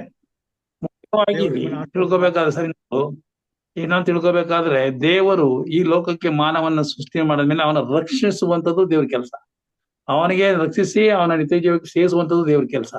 ಇದು ಆ ಕೆಲಸದ ಮಧ್ಯದಲ್ಲಿ ಆಗುವಂತ ಸೈತಾನನ ಈ ಕುತಂತ್ರಗಳು ಆತನಿಗೆ ಸಂತೋಷ ತರುವ ರೀತಿಯಲ್ಲಿ ನಡೆಯುವಂತ ಕ್ರಿಯೆಗಳಾಗಿದೆ. ಅದಕ್ಕೋಸ್ಕರ ದೇವ್ರ ಮನ ಮರುತ್ತಾನೆ, ನನ್ನಿಂದ ಇವನಿ ಈ ಸೈತಾನ ಕುತಂತ್ರಕ್ಕೆ ಸಿಕ್ಕಿ ಹಾಕೊಂಡು ಈ ಬಲೆಯಲ್ಲಿ ಬಿದ್ದೋಗಿರೋದ್ರಿಂದ, ಇವ್ರು ಬಿಡಿಸಿ ಬರದೇ ಇರೋದ್ರಿಂದ ಅನ್ಯಾಯವಾಗಿ ಇವ್ರು ನಾಶ ಆಗ್ತಾರಲ್ಲ ಅಂತ ದೇವ್ರು ಅದಕ್ಕೋಸ್ಕರ ಪಶ್ಚಾತ್ತಾಪ ಪಡುವ ಸಾಧ್ಯತೆ ಇದೆ, ನೊಂದ್ಕೊಳ್ಳೋ ಸಾಧ್ಯತೆ ಇದೆ. ಅಂದ್ರೆ ದೇವರಿಗೆ ತನ್ನ ಸೃಷ್ಟಿಯನ್ನ ಉಳಿಸ್ಕೊಳ್ಳೋದು ಅವನ ಉದ್ದೇಶ. ಆದ್ರೆ ಸೈತಾನ ಕುತಂತ್ರಗಳಿಂದ ಇಂಥ ಘಟನೆಗಳು ನಡೀತದೆ. ಇಂಥ ವಿಷಯಗಳಲ್ಲಿ ನಾವು ಎಚ್ಚರಿಕೆಯಿಂದ ಇದ್ದು ನಾವೆಲ್ಲ ದೇವರಿಗೆ ಮನ ತರೋ ಮಕ್ಕಳಾಗಬೇಕು ಅನ್ನೋದೇ ಕಲಿಬೇಕು ಸರ್. Thank you sir. ಒಳ್ಳೆಯ ಚರ್ಚೆಗಾಗಿ ವಂದನೆಗಳನ್ನ ಸಲ್ಲಿಸ್ತೇನೆ. ದೇವರು ನಿಮ್ಮೆಲ್ಲರನ್ನ ಆಶೀರ್ವಾದ ಮಾಡ್ಲಿ. ಪ್ರಾರ್ಥನೆಗೆ ಹೋಗುವ ಮುನ್ನ ಇನ್ನೊಂದು ವಿಶೇಷ ಗೀತೆಯನ್ನ ಹಾಡಬೇಕೆಂಬುದಾಗಿ ಸಹೋದರಿ ವರಲಕ್ಷ್ಮಿ ಅವರ ಕುಟುಂಬದವರು ಕೇಳ್ಕೊಂಡಿದ್ದಾರೆ. ಸಿದ್ಧವಾಗಿದ್ರೆ ಆದಷ್ಟು ಸಣ್ಣದಾಗಿ ಒಂದು ವಿಶೇಷ ಗೀತೆಯನ್ನು ಹಾಡಬೇಕೆಂಬುದಾಗಿ ಕೇಳ್ಕೊಳ್ತೇನೆ. ನಂತರ ನಾವು ಪ್ರಾರ್ಥನೆಗೆ ಹೋಗೋಣ. ಸರಿ ಸರ್, ಆಡ್ತೀವಿ.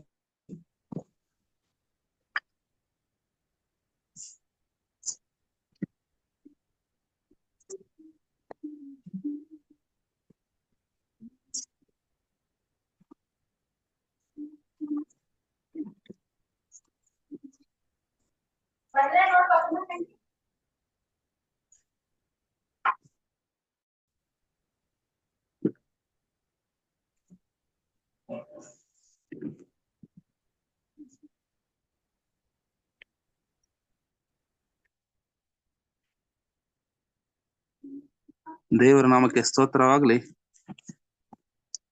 ಓ ಮನುಜ, ನಿನ್ನ ಗುರಿಯೇನು? ಈ ಲೋಕದಲ್ಲಿ ನೀನು ನೆಲೆಯೇನು? ಓ ಮನುಜ, ನಿನ್ನ ಗುರಿಯೇನು?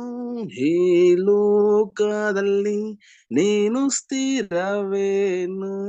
ಇಲ್ಲಿ ಸತ್ಯಕ್ಕೆ ಬೆಲೆಯೇ ಇಲ್ಲ, ಬರೀ ಸುಳ್ಳಿನ ಜನರೇ ಇಲ್ಲ.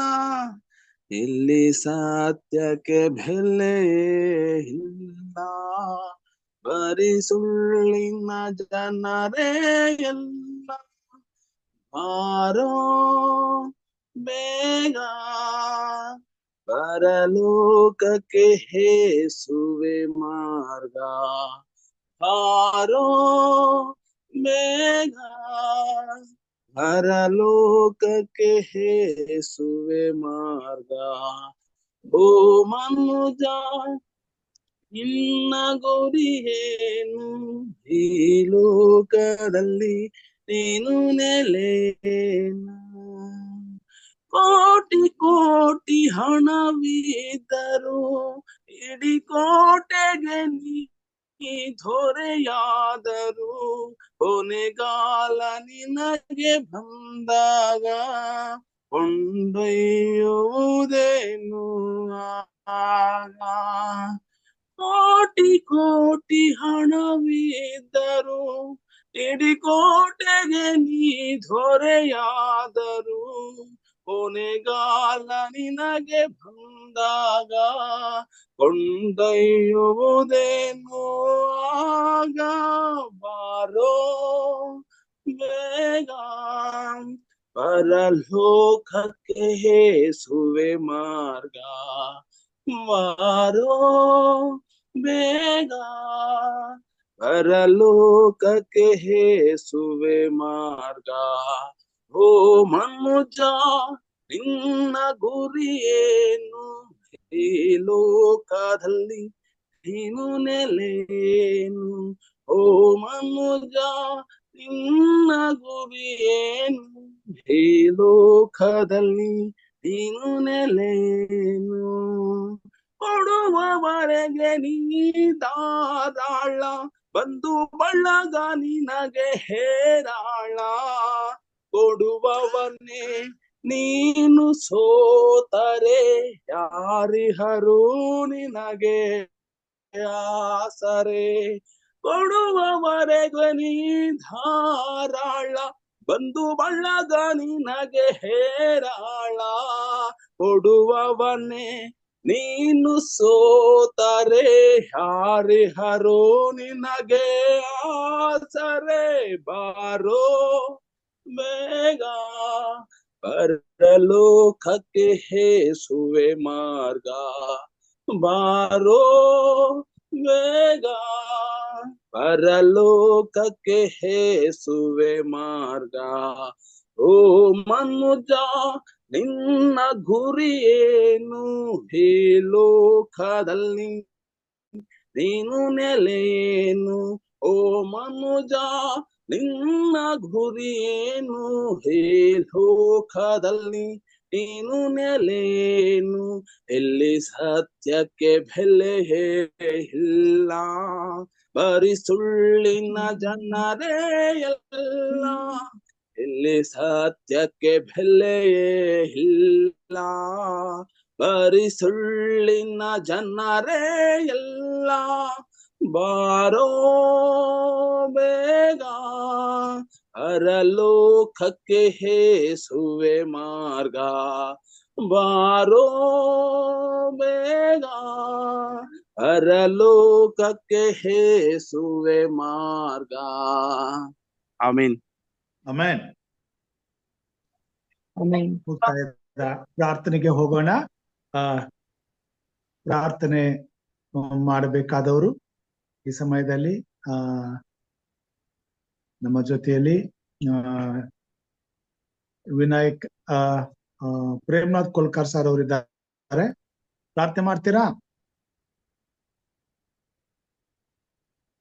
ಪ್ರೇಮ್ನಾಥ್ ಸರ್, ಓಕೆ, ಪ್ರಾರ್ಥನೆ ಮಾಡಿ. ಕೆಲವೊಂದು ಹೆಸರುಗಳನ್ನ ಹೇಳ್ತೀನಿ, ನೋಟ್ ಮಾಡ್ಕೊಳ್ರಿ. ವಿಜ್ಞಾಪನೆಗಳಿವೆ. ಅದಾದ ನಂತರ ಯಾರ್ದಾದ್ರೂ ಪ್ರಾರ್ಥನೆ ವಿಜ್ಞಾಪನೆಗಳಿದ್ರೆ ತಿಳಿಸಬೇಕೆಂಬುದಾಗಿ ಕೇಳ್ಕೊಳ್ತೇನೆ. ಸೊ ಪ್ರಾರ್ಥನೆ ಮಾಡಬೇಕಾದಂತ ವಿಜ್ಞಾಪನೆಗಳು ರೆಡಿನಾ? ಒಂದ್ ನಿಮಿಷ ಹೆಸರು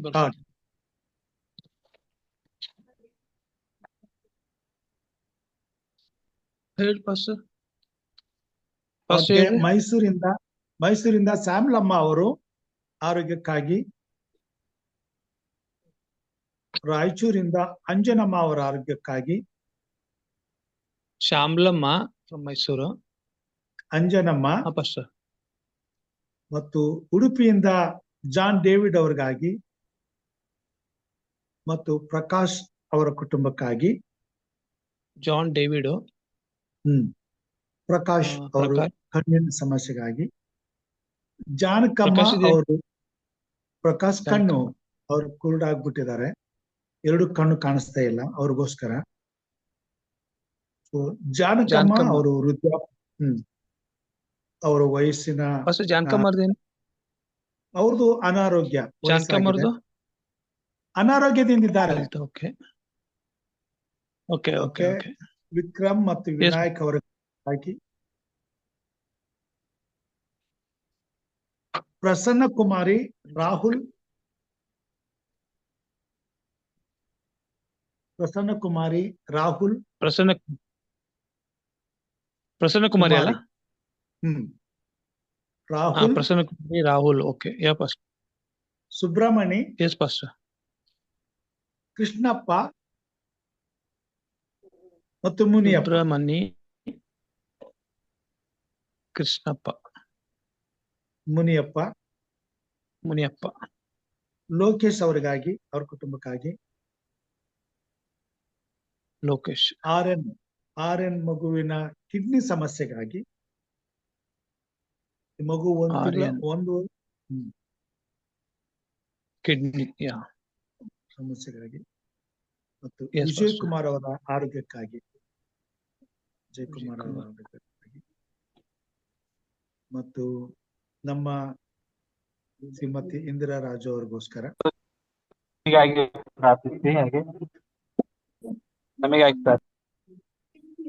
ನಮ್ಮ KP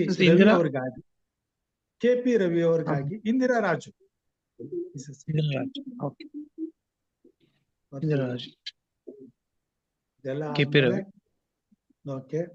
PUC second year exam ಅಲ್ಲಿ ಸಬ್ಬತ್ ಪ್ರಾಬ್ಲಮ್ ಆಗಿದೆ, ಸಬ್ಬತ್ ದಿವಸ ಎಕ್ಸಾಮ್ಸ್ ಕಲ್ಪಿಸಿದೆ, ಅದಕ್ಕೋಸ್ಕರ ಪ್ರಾರ್ಥನೆ.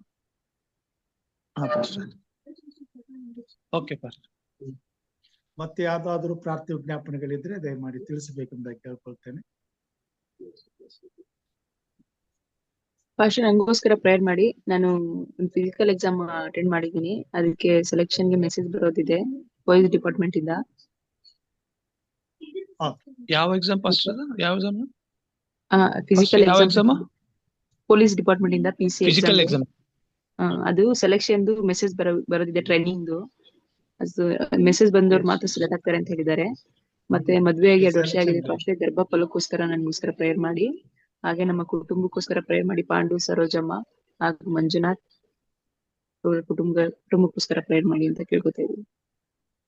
ಸೊ ರಮ್ಯಾ ಅವರು ಪೊಲೀಸ್ ಎಕ್ಸಾಮ್ ಬರ್ಲಿಕ್ಕೆ ಹೋಗ್ತಾ ಇದ್ದಾರೆ, ಅದು ಸೆಲೆಕ್ಷನ್ಗಾಗಿ ಅವ್ರಿಗೋಸ್ಕರ ಪ್ರಾರ್ಥನೆ ಮಾಡ್ರಿ. ಮತ್ತು ಅವರು ಗರ್ಭಫಲಕ್ಕಾಗಿ ಪ್ರಾರ್ಥನೆ ಮಾಡಬೇಕು. ಮತ್ತು ಸರೋಜಮ್ಮ ಮತ್ತು ಪಾಂಡು, ಮಂಜುನಾಥ್ ಅವರ ಆರೋಗ್ಯಕ್ಕಾಗಿ ಪ್ರಾರ್ಥನೆ ಮಾಡಿ.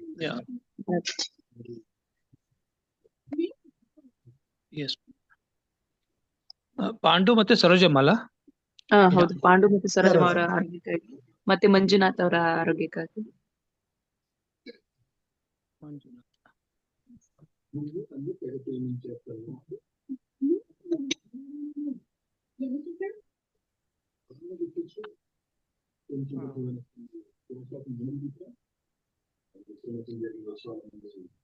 Yes, Pastor.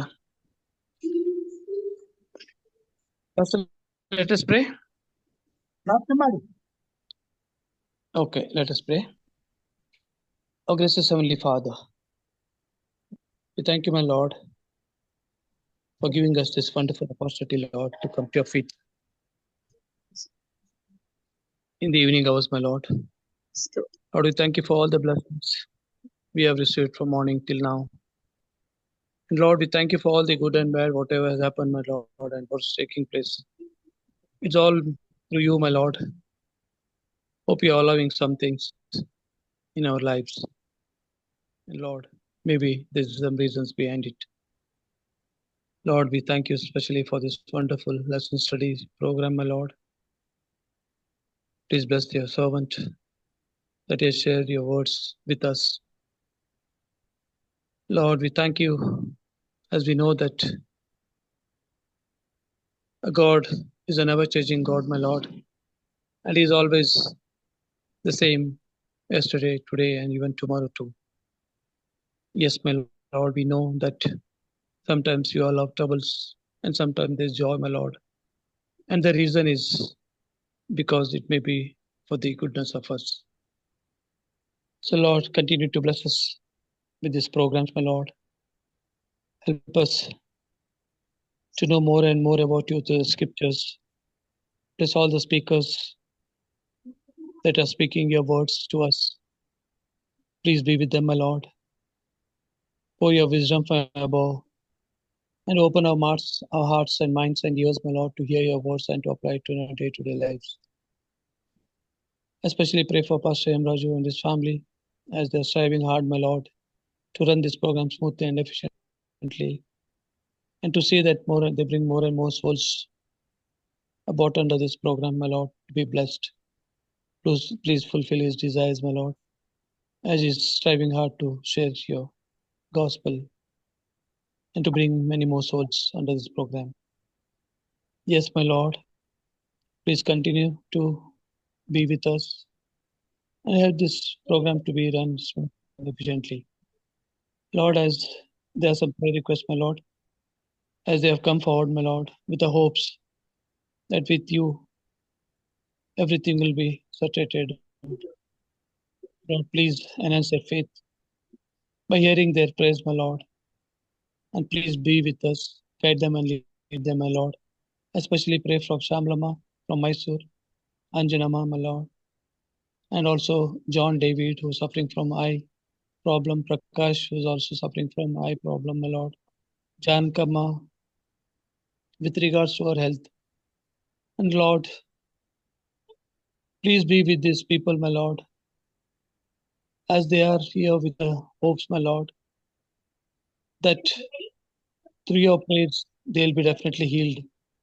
So Lord, please place your mighty hands on them, my Lord, and please see that they are healed, my Lord. Please see that whatever troubles they are going through, whatever the problems is there, my Lord, in the organs, please see that all their organs function well, and bless them, my Lord, and bless their families too abundantly. Especially pray for Vinayak. Lord, please be with him. Lord, you know the troubles he's going through. And Lord, he's not alone, my Lord, but you will be with him throughout his life, my Lord. Please help him to overcome all the problems that he's going through and facing. Please bless him, my Lord. Continue to bless him, strengthen him, my Lord, and help him to overcome all the troubles that he's undergoing, my Lord. Please be with him, guide him and lead him, my Lord. Also pray for Vikram. Continue to bless him, my Lord. Please be with him and his family. Lord, please bless the children, my Lord. Please continue to bless them. Also pray for Prasanna Kumari, Rahul, and Subramanya, my Lord, as they are heard that they are also suffering from some health issues, my Lord. Please continue to bless them. Please be with them, my Lord, as you see that your children are there, my Lord, in your programs every day in the morning as well as in the evening. Lord, you know what are the trials and tribulations they are going through and what are the problems, my Lord. Nothing is impossible. So, Lord, please be with them, lead them, and guide them, Lord. Also pray for Subramanya, Krishnappa, Muniappa, my Lord, as well as Lokesh too, my Lord. Please continue to bless them and lead them and guide them, Lord. Especially pray for Aryan, a 1-year child, my Lord, who is suffering from kidney problems. Where it's heard that both the kidneys are failure, and yet, my Lord, the child has undergone a surgery, major surgery. And it's heard that the major surgery was successful, my Lord. But Lord, please see that the child is completely and totally healed, my Lord. It's you who have created the child, my Lord. And please see that the child is perfectly all right, my Lord. And please bless the child's mother too, as it's heard that there's nobody except the child and the mother Lord, we also humbly pray that the child gets all the financial help, my Lord, and aids to come out of the medical situation, my Lord. Further, Lord, I pray for Mr. Vijay Kumar. Lord, please be with him. Lord, continue to bless him, my Lord. Use him mightily. And Lord, give him good health and strengthen him, my Lord. I pray for Mrs. Raj. Please continue to bless him, my Lord. You know under what health issues he's facing, my Lord. Please place your mighty hands on her and please lead her and guide her, my Lord. Also pray for KP Ravi. And Lord, as he's continuously seeking for your praise, my Lord, please, you know, my Lord, his situations. Please bless his family abundantly and help him to have a healthy and happy life, my Lord. Especially pray for PUC students, my Lord, as it's heard that some of the exams are fallen on the Sabbath day, my Lord. And you know, my Lord, that on the Sabbath day, we, the Adventists, are not doing any works, my Lord. So please, my Lord, you hope you understand the situations. And Lord, please see, if your will be, please see that these exams fall on the other days of the Sabbath. Lord, also pray for Ramya as he has attended the examinations and she's awaiting for the physical examination results, my Lord. Lord, please be with her. And Lord, if your will be, please see that, my Lord, she is selected, my Lord. Please, as she has come forward, my Lord, with the hopes that you will help her and do the needful. So Lord, please continue to bless her and please see that she has been selected, my Lord, and let your will be done. Also pray for Pandu, Sarojamma, and Manjunath too, my Lord. Please bless them, lead them, and guide them, my Lord. Especially pray for all the family members of this Zoom prayer meetings who are brought on here, my Lord. Please be with them and see, my Lord, that more and more souls are brought under this program and are blessed. Lord, help us to see one more day, my Lord, and please continue to bless her. Bless this night, my Lord. Be with one and all on this earth. Lead us and guide us, Lord. And I pray in the precious name of Jesus Christ. Amen and amen. Amen. Amen. ಪರಲೋಕದ ಪ್ರಾರ್ಥನೆ ಮಾಡಿಕೊಳ್ಳೋಣ. ಪರಲೋಕದಲ್ಲಿರುವ ನಮ್ಮ ತಂದೆಯೇ, ನಿನ್ನ ನಿನ್ನ ನಾಮವು ನಾಮವು ಪರಿಶುದ್ಧವೆಂದು ಎಣಿಸಲ್ಪಡಲಿ, ನಿನ್ನ ರಾಜ್ಯವು ಬರಲಿ, ನಿನ್ನ ಚಿತ್ತವು ಪರಲೋಕದಲ್ಲಿ ನೆರವೇರುವಂತೆ ಭೂಲೋಕದಲ್ಲಿಯೂ ನೆರವೇರಲಿ. ನಮ್ಮ ಅನುದಿನದ ಅನುದಿನದ ಆಹಾರವನ್ನು ಈ ಹೊತ್ತು ನಮಗೆ ದಯಪಾಲಿಸಿಕೊಡು. ನಮಗೆ ತಪ್ಪು ಮಾಡಿದವರನ್ನು ನಾವು ಕ್ಷಮಿಸಿದಂತೆ ನಮ್ಮ ತಪ್ಪುಗಳನ್ನು ಕ್ಷಮಿಸುತ್ತೇನೆ. ನಮ್ಮನ್ನು ಶೋಧನೆಯೊಳಗೆ ಸೇರಿಸದೆ ಕೇಡಿನಿಂದ ತಪ್ಪಿಸು.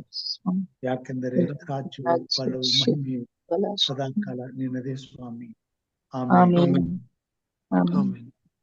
ನಮ್ಮ ತಂದೆಯಾದ ದೇವರ ಪ್ರೀತಿಯು, ನಮ್ಮ ರಕ್ಷಕನಾದಂತ ಯೇಸು ಕ್ರಿಸ್ತನ ಕೃಪೆಯು, ಪರಿಶುದ್ಧಾತ್ಮ ದೇವರ ಅನುನ್ನತೆಯು, ಐಕ್ಯತೆಯು, ಸಹವಾಸವು ಈಗಲೂ ಯಾವಾಗಲೂ ನಿರಂತರವು ಈ ಪ್ರಾರ್ಥನಾ ಕೂಟದಲ್ಲಿ ಕೂಡಿ ಬಂದಿರುವಂತ ನಿನ್ನ ಭಕ್ತರ ಸಂಗಡ, ದೇವ ಮಂದಿಯ ಸಂಗಡ, ಅವರ ಕುಟುಂಬ ಮಕ್ಕಳ ಸಂಗಡ, ಬಂಧು ಬಳಗದವರ ಸಂಗಡ ತಂದಿರುವಂತ ಪ್ರಾರ್ಥನೆ ವಿಜ್ಞಾಪನೆಗಳನ್ನ ಅವರ ಜೊತೆಯಲ್ಲಿ ಸ್ವಾಮಿ, ವಿಶೇಷವಾಗಿ ಕರ್ತನೆ ಈ ಎಲ್ಲಾ ಪ್ರಾರ್ಥನೆಗಳನ್ನ ಮಾಡಿದಂತ ನಿನ್ನ ಭಕ್ತರ ಸಂಗಡ, ಪಾಠವನ್ನು ನಡೆಸ್ಕೊಟ್ಟಂತ ಸೇವಕರ ಸಂಗಡ, ಹಾಡುಗಳನ್ನು ಹಾಡಿದಂತ ಸಹೋದರ ಸಹೋದರಿಯ ಸಂಗಡ, ನಮ್ಮೆಲ್ಲರ ಸಂಗಡ ಇಂದು ಎಂದು ಸದಾಕಾಲ ನೆಲೆಯಾಗಿರ್ಲಿ ಸ್ವಾಮಿ.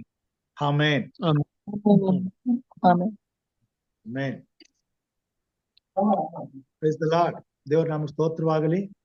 ಉತ್ತಮವಾದಂತ ರೀತಿಯಲ್ಲಿ ಬೋಧಕರಾದಂತಹ ಸುರೇಶ್ ಅವರು ನಮಗೆ ಪಾಠವನ್ನ ತಿಳಿಸಿಕೊಟ್ರು. ಅವ್ರಿಗೆ ವಂದನೆಗಳನ್ನ ಸಲ್ಲಿಸ್ತೇನೆ.